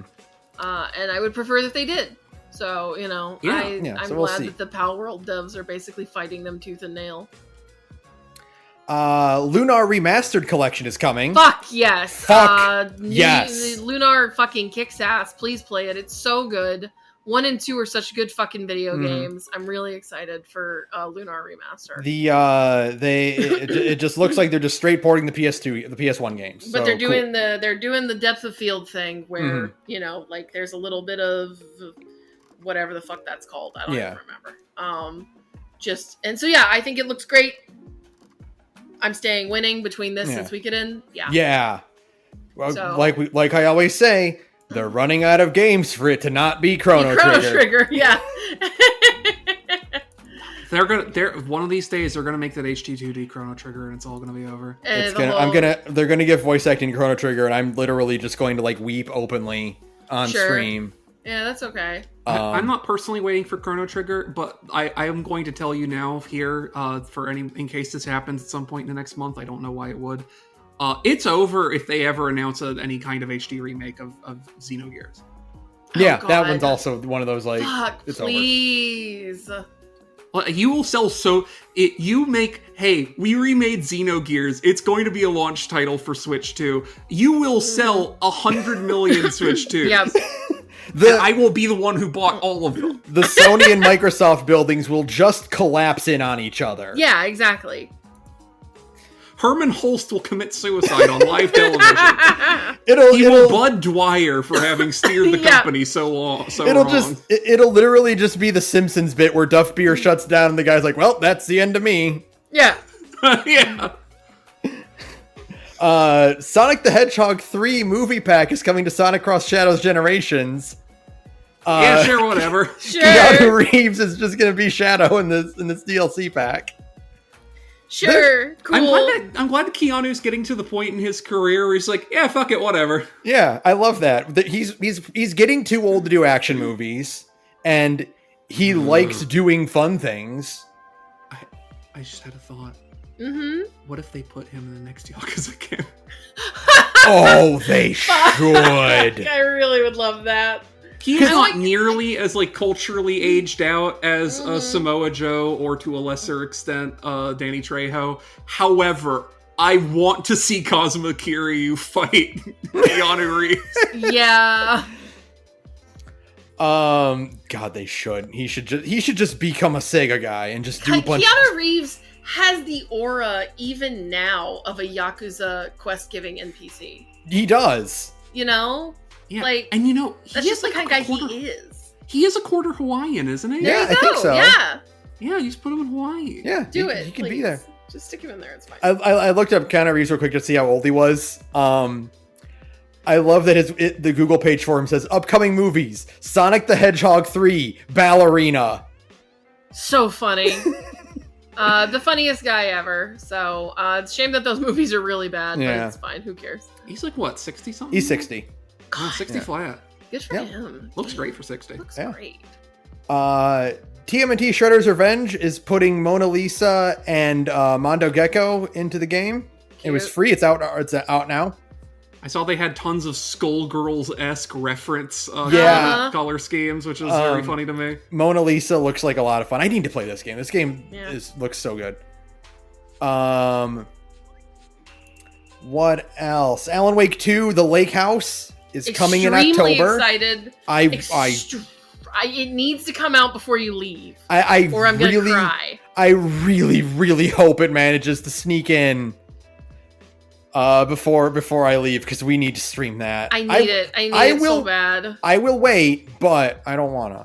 I'm going to call my shot here. It's called The Lake House because it's the house where Sam Lake lives. Yeah, it's okay. I was gonna talk to Sam Lake. I was gonna laugh at that, but it'll happen. But you might be right. Yeah, he's a pivotal character in both the main game and the most recent DLC pack. It could just be his real house. Yeah, it could just be Sam Lake's house. Yeah, that's true. Sara Stays Winning. That's right. Soul Reaver 1 and 2 are getting remastered and coming out on December 10th. Yeah. I've been looking at those more. I'm still excited for them. I don't think they're nearly goth enough. They've definitely cartoonified it even more, which kind of sucks. Mm-hmm. I'm still gonna buy them because I want them to make another one of those games someday. Yeah. I know they're never going to, but fuck. What if they did? Soul Reaver 1 and 2 are extremely good video games, just for like, they are basically edgy Zelda games that were out on like the late PS1, early PS2. Most importantly, Soul Reaver 2 has Renee Auberjonois playing a sad vampire lord in it. So that's what you need. So you should play it just for Odo again. Play it for Odo. Play it for Odo and Mr. House. Much like Fallout New Vegas, you play it for Odo. Mm-hmm. Yeah. And also Chandler Bing. Do it for Odo. Do it for Odo. Those games are really good. Honestly, the thing about those games, like, both of those games are really flawed, but I like them a lot. It's one of those situations. They're both really good 7 out of 10s. But the thing about the Soul Reaver games and ergo the original Legacy of Kain games is that they have really good voice acting for no good goddamn reason. Like, they have really good voice acting in those, like, in these, like, these goth, edgy, like, they are the most Grimbeard core games of all time. And they have really, really good voice acting in them. Yeah, the voice cast in this game is insane. Yeah, like, Michael Bell plays Raziel, and Simon Templeton plays Kain, and they're both, like, classically trained actors from England, and they sound fantastic. It's just good. I really hope and pray that they keep the blooper reel that was in the Soul Reaver 2 PlayStation 2 game, because it was really fun. You just got to see voice actors flipping their lines. It was very charming. I always love that. Yeah, very good. Yeah, I'm really excited though. Even if I think like the aesthetic trappings are a little meh, it's fine. I think you can. I think they said you could toggle between the two new graphics with the button. They do have They do have that toggle in there. So there it's fine. It's fine. Who cares? Dynasty Warriors Origins. We saw more of that. That's on January 17th. I love Dynasty Warriors. I'm so excited to play that. The world needs more Dynasty. We just need more Muso games. I have very fond memories of playing Dynasty Warriors 4 specifically with a friend of mine in, like, junior high. Muso games are just good for your soul. They are. You can't go wrong with a good Muso. And with they're not very complex, but they're fun. With the power of the PS5, you can actually get 1,000 guys on the screen, and they'll be real. That's the real purpose of the PS5, is a shit zillion particle effects and Muso games. That's why you make new video games. It's not to see all the pores in Aloy's face. Nobody cares. I want to see a billion guys on screen getting hit with the super. I want to see a million guys pour out of a tower that I can hit with my sword. Yeah, that sounds good.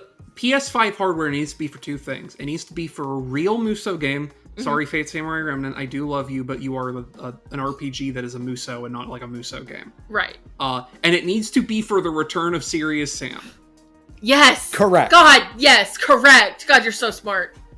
That's it. Like, you have a PS5 because you want to spawn 10,000 of the Suicide Bomber guys at the same time. Yeah, exactly.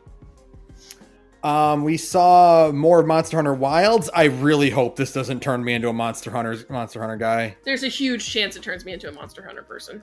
If you want to play it on PC, you should probably consider, if you haven't upgraded your PC recently, doing that. No, I upgraded mine semi-recently, so it's okay. It's still a little flimsy, but I think it'll make it. I think we'll see. Their recommended things are like, the recommended settings, if you have this relatively recent card, it will get you 60 with frame generation enabled. No, okay. Look, we didn't upgrade our PCs for Starfield. We did it for Monster Hunter. Mercifully, I have a 3080, so I think I'll be okay. Yeah, I definitely need a new everything else is pretty good. I definitely need a new graphics card at some point. I could probably go for a new graphics card too. Yeah. Unfortunately, they cost as much as a car, so Yeah. They did announce Horizon Zero Dawn remastered for no reason. Boo! Boo! Tomato! Nobody cares! Remember earlier when we were like, hey, these PS5 remasters of games that don't need remasters yet all look like shit for some reason. This game looks so bad now. It's like incredible. Shit. It's amazing. They fucked it so bad. Do not under any circumstances upgrade your copy of Horizon Zero Dawn. Yeah. If you own a PlayStation 1, you've got the fucking... Actually, you know what? I don't know. Is the Steam version just now de facto the remaster version? They're charging $10 for it, so I don't think it will.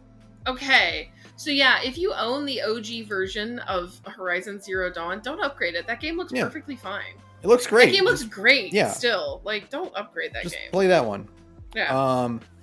The funniest thing that happened during the State of Play is Stellar Blade announced its DLC pack. Yeah! Where they're putting 2B in it, aren't they? They're doing a crossover with Nier Automata. My favorite part of that announcement is when it was announced and it was retweeted by the Nier account, like, we will do anything for money. It's so true. It rules. You weren't there for it, Saturn, but the three of us saw 2B and just started howling. Oh, yeah. Like, shrieking because it's just so perfect. It's so funny. Yes, of course. I don't think this is going to just be, here's a 2B skin for Eve. This looks like a thing. I think it's going to be like real DLC, which means it's going to be canon, which is very good. Mm-hmm. I would love the idea. I mean, because Platinum's not doing anything with it. I would love the idea if they're just like, we recreated 2B's moveset and feeling just completely from scratch. Yeah. The problem is, now I gotta pick up Stellar Blade. Well, does that have a PC version yet? It does, yeah. Oh, it does? Oh, it does? I think so. What? I don't think so. The sound of everybody. That is still a PS5 exclusive. Oh, okay. Maybe I thought they announced it was coming to PC. Maybe they did but haven't done that yet. Or maybe I just I'm just still assuming every game ever will Windows TBA. So yeah, it is coming to PC eventually. Okay, cool. Okay, yeah, so literally as of August 20th, 2024, Stellar Blade Studios has a PC version is coming in the near future. Okay. Mm-hmm. So it's going to happen. Cool. Yeah. Which means I can actually play that game. Cool. Dope. Yeah. I don't know that it's very good, but it will have the 2B DLC, so who cares? So we gotta. Yeah. Yeah, I gotta. And finally, the biggest thing of this announcement. It's finally happening. Ghost of Yotei. I think Ghost of Yotei looks extremely good. I really like Ghost of Tsushima. Unfortunately, I won't be able to play it for 2.5 years because I don't have the intention of purchasing a PS5 even for Ghost of Yotei. Mm-hmm. But I think it looks good. If Ghost of Yotei is good enough in whenever it comes out, and I can get a PS5, just like a base PS5, for an affordable price on eBay, then I might pull the trigger just to have one. I think Sarah, you might. So it'll go either one of two ways. You might be in luck because the PS5 Pro will be out by then. So PS5s might be more available by 2025, or because no one wanted a PS5 Pro, maybe all the PS5s regular will be still difficult to find. Yeah. I'm very happy that Erika Ishii is playing the main character. Yeah. Because I have been watching a lot of Dropout content, and they are one of the funniest people on that show, on that that community. Yeah. And I'm very excited for all these incredibly serious moments. And then just to think about them on Dropout. Yeah. Thinking about the time they wore 16 shirts for Game Changer. Yeah, of course. I will definitely say, I never was particularly interested in Ghost of Tsushima just because, it's just not really... I'm not a huge, that's a Sucker Punch game, right? Yeah. Mm-hmm. I'm not, a huge Sucker Punch person. Sure. However, you go, all right, we have a girl protagonist this time, and also it's set in Hokkaido. I go, all right. Yeah, okay, I'm paying attention. Yeah, okay, I wish I still owned a PS5 for that. I don't, but, if there is a bundle at some point that goes on sale and PS5 is going to be the last Sony console that's ever going to be made, then I don't know, maybe. Yeah, go back and listen to our Tsushima episode, and you can hear me talk about how much I fucking loved Tsushima. Tsushima is a genuinely good game just for aesthetics alone. It was very just beautiful. I remember saying it came out the year that the FF7 remake came out, and I had to decide which was my game of the year. Right. In a year where fucking Remake came out, I was like, but this might be better. Yeah, absolutely. And Tsushima just has a lot of really good things. The only problem really with the Sony showcase is the same problem Sony's always had, which is that I don't know if I want to play a PS5 for all this, right? Mm-hmm. Yeah. So we'll see. Next, Scammerton. This Detroit Bridgerton ball went so poorly it's being compared to Firefest. Oh, it's so funny. I saw that whole thread. This is completely new to me. Oh, okay. So this was it's kind of that Willy Wonka experience thing that was such a fiasco over in Scotland. The AI slop. Mm-hmm. Yeah. It's the same thing here where it's you spend a lot of money and you get you apparently get to go to a Bridgerton themed ball, so like a fucking Regency themed ball. Right? Their tickets were between $150 to $1,000. Yeah. And a bunch of people went, and it was huge pile of shit.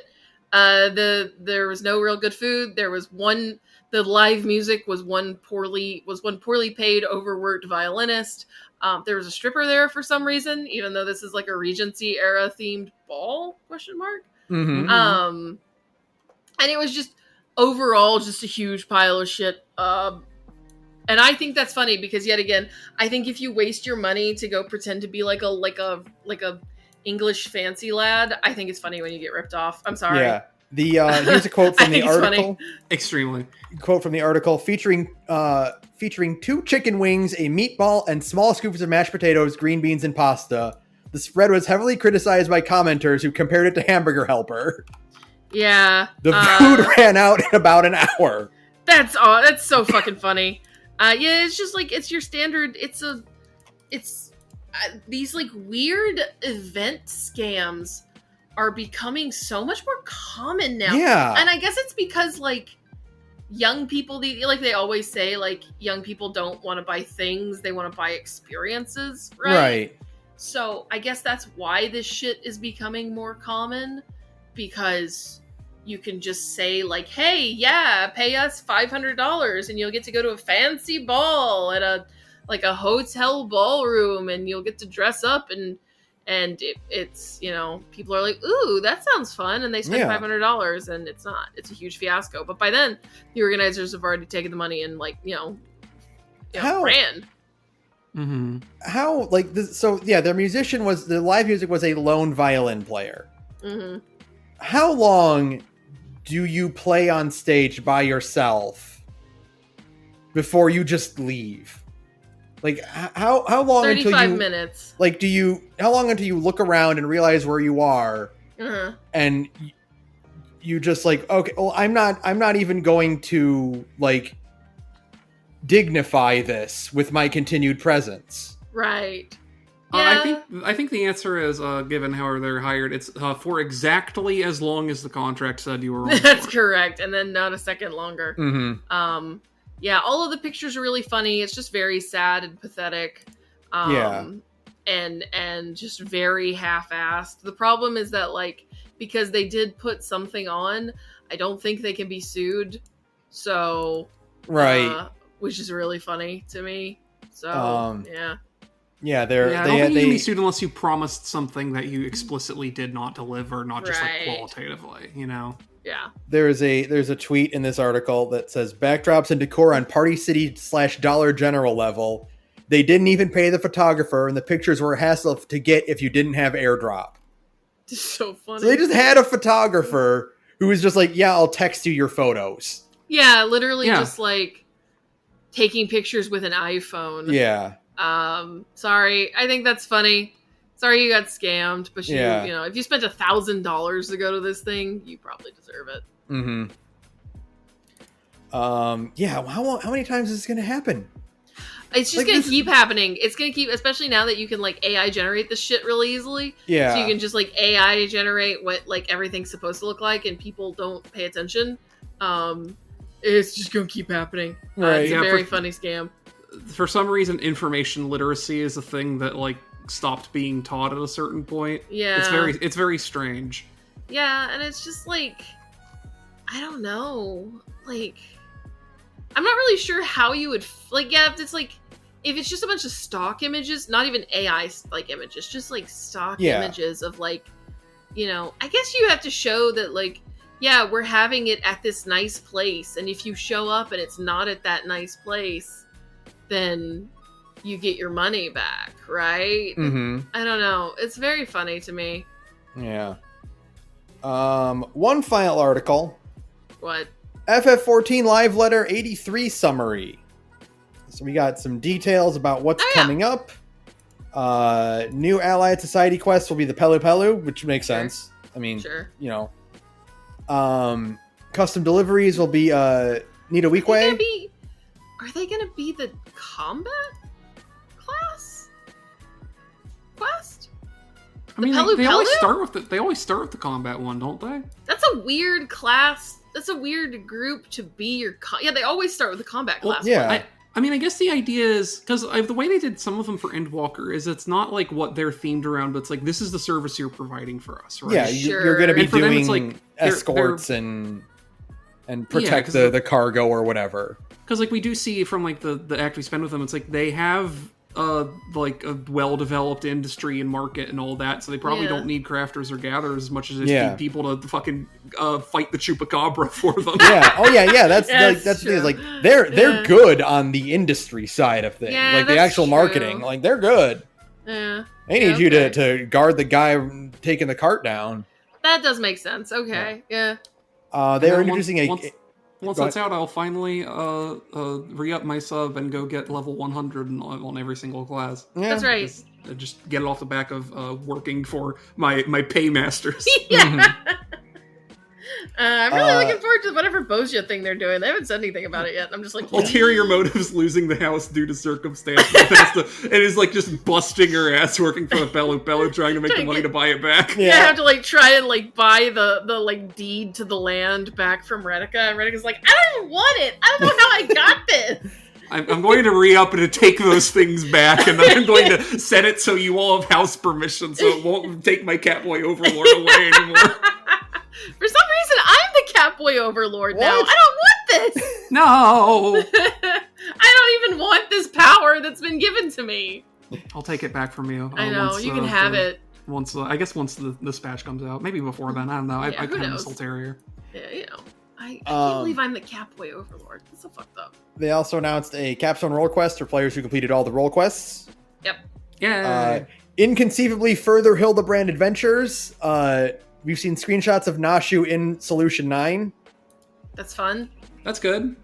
Duty support will begin for dungeons that are not the main MSQ. They're literally just testing it on Halatali to begin with. Yeah. And be like, and if nobody does this, we're not doing it. Which I think is funny. I think they should just commit to do it. Because they don't do like optional dungeons anymore, basically. Yeah. Like you have to do the new ones if you want to actually do the capstone roulette, right? Mm-hmm. So it's like they don't do a Realm Reborn hard dungeons or Stormblood. They should just commit to doing the whole thing so that there isn't fucking bad content in the game anymore. I say just fucking do it so that like, you know, and plus if you like hide little character, like here's the thing. If you're smart and you start a new character in Final Fantasy XIV, you don't have to unlock Halatali. I unlocked it because my friends tricked me. Okay? So now I have to get Halatali in my fucking leveling roulette. But if you're smart, you don't have to do it. You won't get tricked by your friends. So what you do now is you have to trick people into unlocking it with different ways, with lore. Yeah. Here's the thing. I want them to commit to doing it because I want to be able to take Alice and Destinian into Stone Vigil Hard. with the Tarask fight or whatever. Yeah. And I want to see Alice getting really mad about it. How the fuck do I operate this? I think you should have to fail that fight a couple times because Alice doesn't want to bother learning the mechanics. Yeah. Right? Alice refuses to engage with the environment. Mm-hmm. I think that would be really funny. Although, that being said, because the duty support AI are all really stupid, maybe it means they're going to fix some of these optional dungeons to not be bad anymore. Oh god, could you imagine? I love the idea of doing that one, and one of your duty sports, because I think it's still appropriate for the time period, because I think it's a Realm Reborn still, even the hard version, is you get Harshafont to show up, and he's like, oh yeah, I know all about operating cannons, and he can actually do it better than any player can, like he cheats. Yeah. He can fire that cannon like way more than a player can. Yeah, absolutely. I love that idea. They are finally updating Hall of the Novice. Wow. Yes, they're finally updating it to teach you all the different tank markers and stuff. They're going to teach you what markers mean. That's finally. Great, because instead you could spend like half an hour learning about guild hests. Yeah. So, aren't they going to make that mandatory now, or are they just talking about making Hall of the Novice mandatory? They fucking should. No, it says it's not necessary. Fuck. Wow. They should make it not mandatory, though. I heard that they were like, I heard that they talked during the live letter about potentially making just like Hall of the Novice is just teaching you your basic like role duties, right? Mhm. Like tank, healer, and DPS. But I think they should at least make that mandatory. Not the advanced stuff that teaches you how to like what a Ray Buster is and all that shit.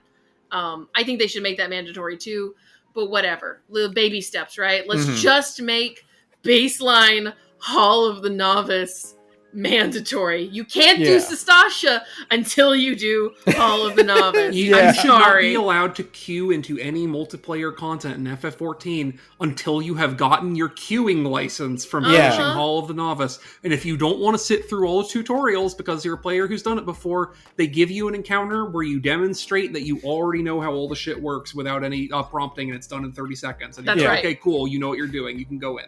And if you're a new player and you pick up a new role, like all you've ever played is tank, and you pick up a new role, you should be locked out of doing dungeons again until you go do Hall of the Novice as a healer. Right? Exactly. Sorry. That's how it should work. Like, if you're going to have a game where you are fixed in the roles you can bring, and people playing their roles accordingly is literally necessary to finish any amount of the content in the game, it should be required for the players to demonstrate, if they're getting the matchmaking, that they have any idea what the fuck they're doing at all. Any basic concept of how to do Hall of the Novice, like of the stuff that's in Hall of the Novice, like at all. Well, because God forbid, I don't say this to be mean, even though I feel very negatively about everyone who plays FF14, myself included. But, that's correct. But the thing is, like, if you teach someone how to play a healer, there's a chance they'll have fun playing a healer. Yeah. If you don't teach them how to play a healer, they'll get really confused and discouraged, and they'll go, maybe I just don't play healers, maybe I only play DPS. So Hall of the Novice being mandatory is a good thing. It's a good thing. You want to know why tanks are always in need on Crystal and everywhere? It's because nobody realizes that tanking is kind of fun. You just need to make people interact with tanking at all. Also, tanking is really easy. I say this as the tank main. You just don't want to feel that pressure, but maybe if someone taught you how to play it, you wouldn't feel the pressure. Look, the secret to about not feeling any pressure as a tank, I'm going to tell you right now, because now that I've been playing a lot of Final Fantasy XIV over the last 2.5 years, I've sorted it out. I understand now. The secret to not feeling any pressure as a tank, you just always blame your healer. Yeah. There you go. That's it. As long as you were pressing your mitigation buttons, if you die, healer fault. That's it. And here's the thing, if you're tanking and someone's complaining about you tanking wrong, odds are good they're a DPS and you can ignore everything they say. Yep. That's correct. That's correct. Now if you're not pressing your mitigations, go to hell. But if you are pressing your mitigation buttons and you die, healer fault. Three questions. Are you pressing mitigations? Are you drawing aggro? Yeah, is your stance on? Are you alive? Yes? You are playing tank correctly. Are the enemies not staring at your party so that they can slap them on the ass or at least not get sneezed on? Right. That's the other thing. And it's literally, you round them up, you make them look at you, and you make them look at you so that they are not looking at the other people, and you stand there and you use your mitigations while doing a really easy damage rotation. That's it. That's all it is. That's all it is. Don't worry about it. If you're doing content with 2 tanks, half the time, you're not even doing the mechanical parts, you're just doing a really easy DPS rotation. That's right. Listen, hey, sometimes you have to stack with the other tank, and honestly, it's not necessary sometimes. If you're playing a tank and you are in if you are in a trial or something, turn your stance off. They'll turn their stance on every time. That's it. Every tank you can always pass the buck. The thing is, if it sucks, you can leave. Here's the thing about tanks. This is my secret as the tank man, and I'll tell you the thing that's true about every single tank, okay? We do it because we don't want to do real work, but we still want to be praised, and people think that we're doing something important. That's right. Tanks are the managers of FF14. That's right, and I have a master's degree. That's why I play a tank. I did not go to. I did not get $20,000 in debt in grad school to play a DPS. Are you kidding me? I didn't go to school for all that time to learn a DPS rotation. Fuck you. Tanks are like Tim Burton, just putting his name on things, even though he didn't do anything. I don't have the space in my brain left to learn how to play a DPS. I only know how to do public budgeting. That's it. That's all there is. If you dropped out of college like me, you can actually play a DPS just fine. Anybody else, just tank. It's fine. Nobody else should have to learn. Peanut, what did you just they're adding so a few more things about this announcement. Oh yeah, sure. We saw screenshots of the FF11 Alliance raid. Juno the first walk. Mm-hmm. I don't know what that means because I never played FF11. According to Emil of the Disgorge, Juno is like Mordona, which is really funny. It's just like kind of like, I guess, like an end game hub location, I suppose. Mm-hmm. So I think that's funny, but I'm looking forward to it. I like the additional detail I think Emil had mentioned, which is that the idea of calling it Juno the Long Walk is because to get to Juno, you have to go, as a new player, you have to go through tons of really dangerous areas, and like the idea of it being called Juno the Long Walk, and it's just the experience of being someone who is trying to get to Juno as like a level 3 character and like narrowly avoiding aggro leashes. It's really good, That's actually. Good. They are adding a new form of content called Chaotic Alliance Raids. Yes! Yes. I guess Extreme Alliance Raids. No, Ben. Funnier. They've said it's it's not an alliance raid, it's only one fight. It's a 24, they're just testing it with Chaos from World of Darkness at first. It's a 24-man alliance raid boss fight. And they said they were angling to make it like an extreme, and they kind of accidentally made it a savage. So, let's fucking go. 24-player Savage content is going to be the most toxic FF14 has ever been. It's gonna be awesome. I've already seen mock-ups of Ridorana Lighthouse Extreme, where it's just MathBot with like a fucking like 3-line algebraic equation. Yeah.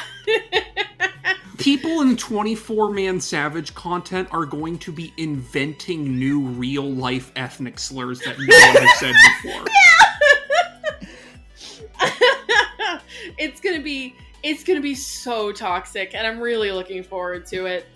Someone's going to get so spitting mad, and that spit is going to go and fly off into the ocean, and then from the sea foam, the next JD Vance will be born. You're gonna see a player disconnect from like just suddenly disconnect from the raid, and it's not because they lost connection, it's because they destroyed their tower. I'm so excited. I think it's gonna be good, and by good I mean it's gonna be a nightmare, and I'm looking forward to it. They haven't talked about rewards yet. They didn't say what you're gonna get for it. Famously, Final Fantasy XIV kind of has some dog shit rewards for like hard content, so we're gonna see. The reward is the satisfaction of a job well done. No, it's not. I think it would be very appropriate for Crystal Tower if the reward for doing Savage Cloud of Darkness was fucking nothing. Yeah, that actually makes sense. They're just gonna give you dyeable versions of all that gear. Yeah. All that extremely ugly gear. Yeah, exactly. Yeah. That you can already get dyeable from Mount Golg.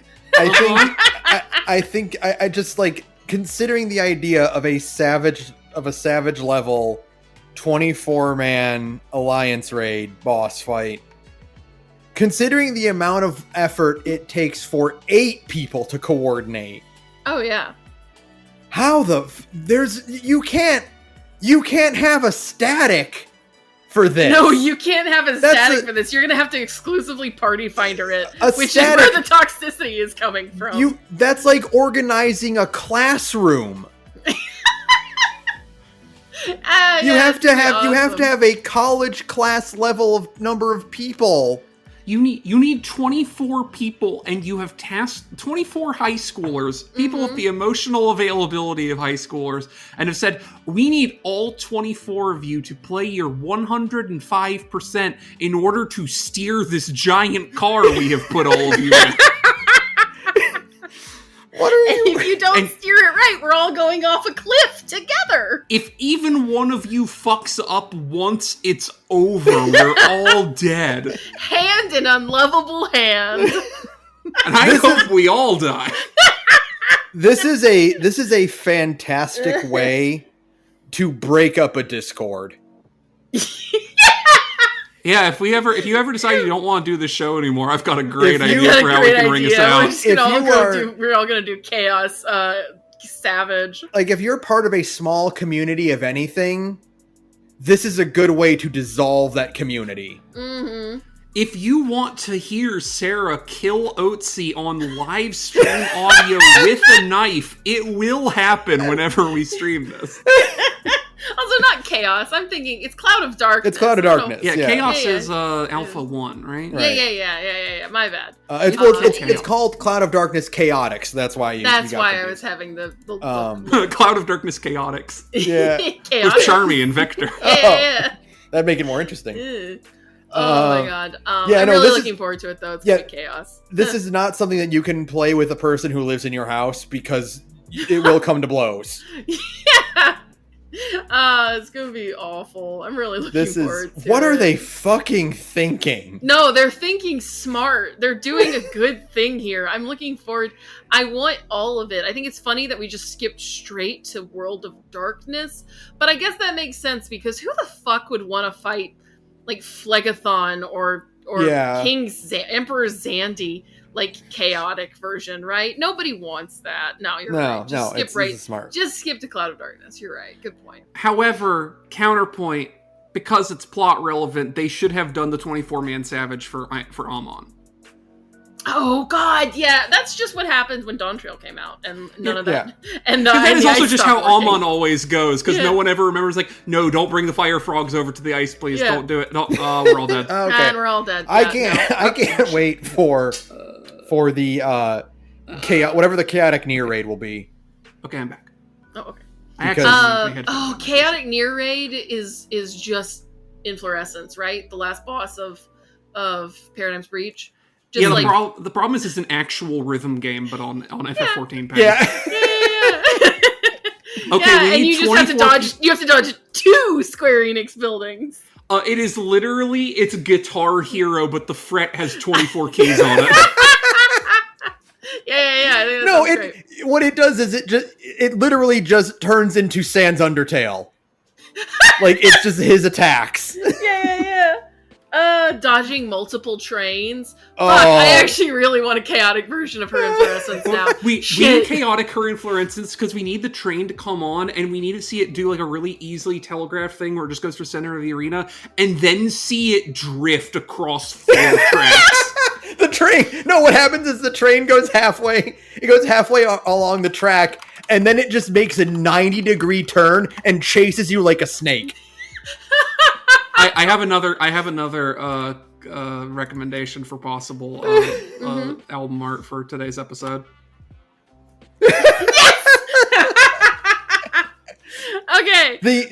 Fuck yes. The bit where the train pulls up and just starts shooting orbs at you with the red girls. They just actually pull out Tommy guns and start shooting you like an actual drive-by. Yeah. Just light everybody up. With hit scan.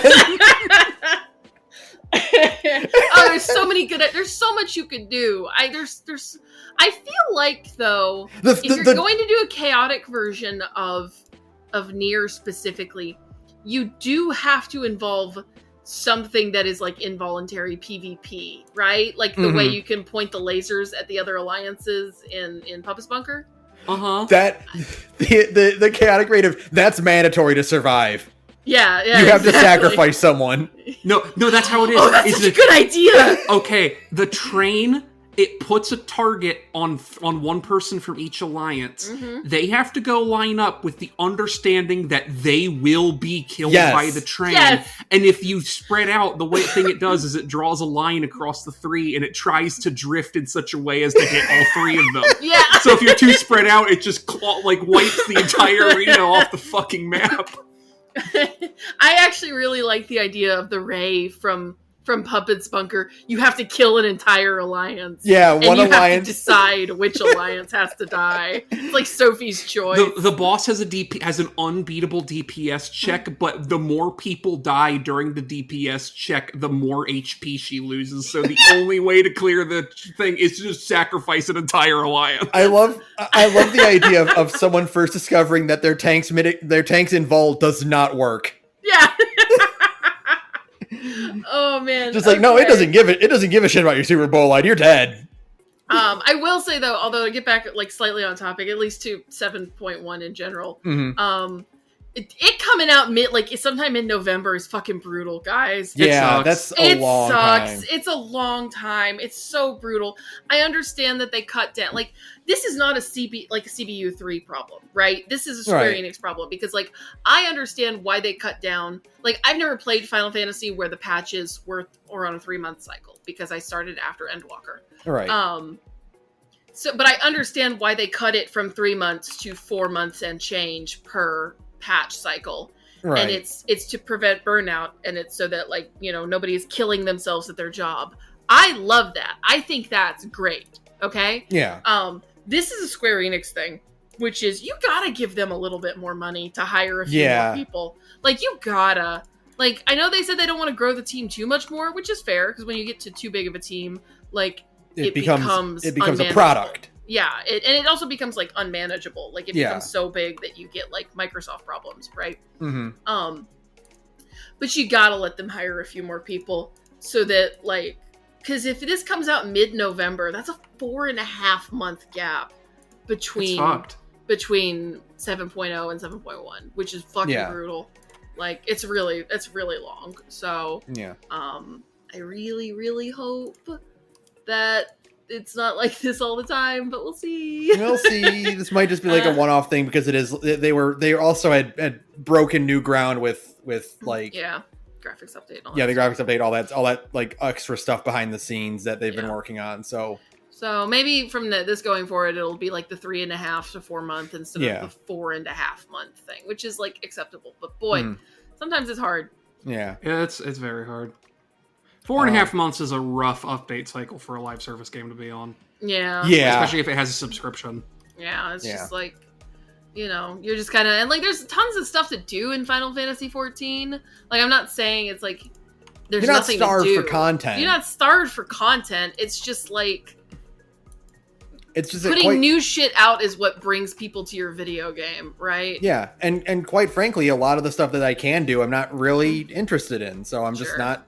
It's nothing against the game. I'm just not into it. So, yeah, and it's just like that's just kind of how you maintain a game's population is more consistent updates. Mm-hmm. So yeah. Anyways, I'm still excited for 7.1. I hope the Alliance raid kills me. Yes. And I don't even mean the chaotic version. I was literally I just want another Alliance raid to make me feel the way Dunscaith makes me feel, which is excitement and dread. Well, I want an Alliance raid that makes me feel. That's right. Anything. I want to feel anything at all that isn't Leia, that isn't discussed. I want you to remember that like Orban Monastery and all the other those Ivalice raids have Echo on at all times, and I want a raid that is that tier without Echo. Yeah, I want to feel that again because I think that's a lot of fun. Like, you know, I think they should just make another Dunscaith where it's just absolutely fucking brutal. I honestly think, having now played this game long enough, I think Dunscaith is harder than anything that's in Stormblood, any of the Ivalice raids. So yeah, I think it's fair. Because Dunscaith just consistently murders entire, like, all 3 alliances, you know? So when I have a clean Dunscaith, it is cleaner than my clean, like, Storm, like, Ivalice raids. Right. But I so very infrequently have a clean Dunscaith. Right, exactly. And I want more of that. I want it to just be like a bloodbath, because I think it's funny. They should. Dying is fun. Dying is funny. The thing is, I see sometimes, like, a lot of people, this is just me going on, like, a Final Fantasy 14 rant, so just, you know, sit for a second. A lot of people get mad at, like, MathBot because they can't do the math, which is, I mean, it's kind of fair. Like, it's hard to think about that kind of stuff when you're already trying to remember a DPS rotation. Yeah. But people get mad about it because they die, right? They take damage from it and you get penalized. And, like, here's the thing. There's 23 other people in that alliance. Nobody cares. Get over yourself. Like, get over yourself. Like, people who get mad about, like, hard alliance raid content, get over yourself. Because, like, you're not that important. Nobody cares if you die, like, you know, even 5 or 6 times over the course of an it's not a big deal. Who cares? There's 23 fucking people in that alliance raid with you. Like, it doesn't matter. It's fine. Yeah. Healers want to heal. Yeah. We can carry you if you need to be carried. It's fine. Like, no one's even gonna notice. Nobody's even gonna notice. Get over it. Wait a minute. Our DPS is down 0.25%. Someone isn't pulling their weight. It's fine. Nobody cares. Like, if your healer is rude to you because you died a lot, like your healer might bitch privately to their friends, right? Mm-hmm. But if your healer is rude to you because you died a lot, that's on them. Who cares? And I'm gonna be real with you, mysterious stranger. Your healer is bitching to you privately to their friends anyway, whether you're good or not. We have had many calls. We all think you're fucking morons. We have had many calls where we're like, oh, yep, they're down again. Yeah. Like, the thing is, I just, like, when I'm healing, I think everybody else on the field is fucking stupid. I don't care how good they are. Yeah, the thing is, you can be good. In fact, a lot of times they are good, and I still hate you because you're playing FF14 with me. That's right. It's like a customer service thing. It's not you, it's me. It's always very funny when we literally have the conversation of, like, someone else goes down and Sarah's like, oh my god, they're down again, and then, like, Oates will go down and you're like, no, it's fine, don't worry, I got you. It's fine, it's okay, you're fine. It's different because you're my friends and I love you. Unlike you, person who listening to this, you are my enemy. Unlike John Spaghetti over here who keeps fucking dying. Listen, what they don't tell you is that all of Final Fantasy XIV is a PvP enabled zone. You just don't realize it. It's just some of the PvP is passive aggressive and not regular aggressive. Exactly. I have one final thought about Chaotic Alliance raids. Oh, please. Mm-hmm. The Yasmat fight should just not have the HP reduction. It should take you 12 hours to finish Yasmat, and otherwise the fight is identical. Yeah, absolutely. Nothing else has changed. Yeah. You just don't break his heart at any point. You just have to do it. You just have to do the whole bar. You just have to hammer. You have to hammer out the whole bar. I 100% agree. Yes. It should have a tag in, tag out system so people can go pee, right? Like, you should have the ability, like, but your whole alliance has to agree to, like, tag out of the fight for 45 minutes so people can go, like, pee and eat. No. You know what? It's the same boss. Like, it is the same thing where you can break the heart eventually. But they have the tag in thing where you have to tag in one alliance at a time. Yeah, that's great. Oh my god, so many good options here, people.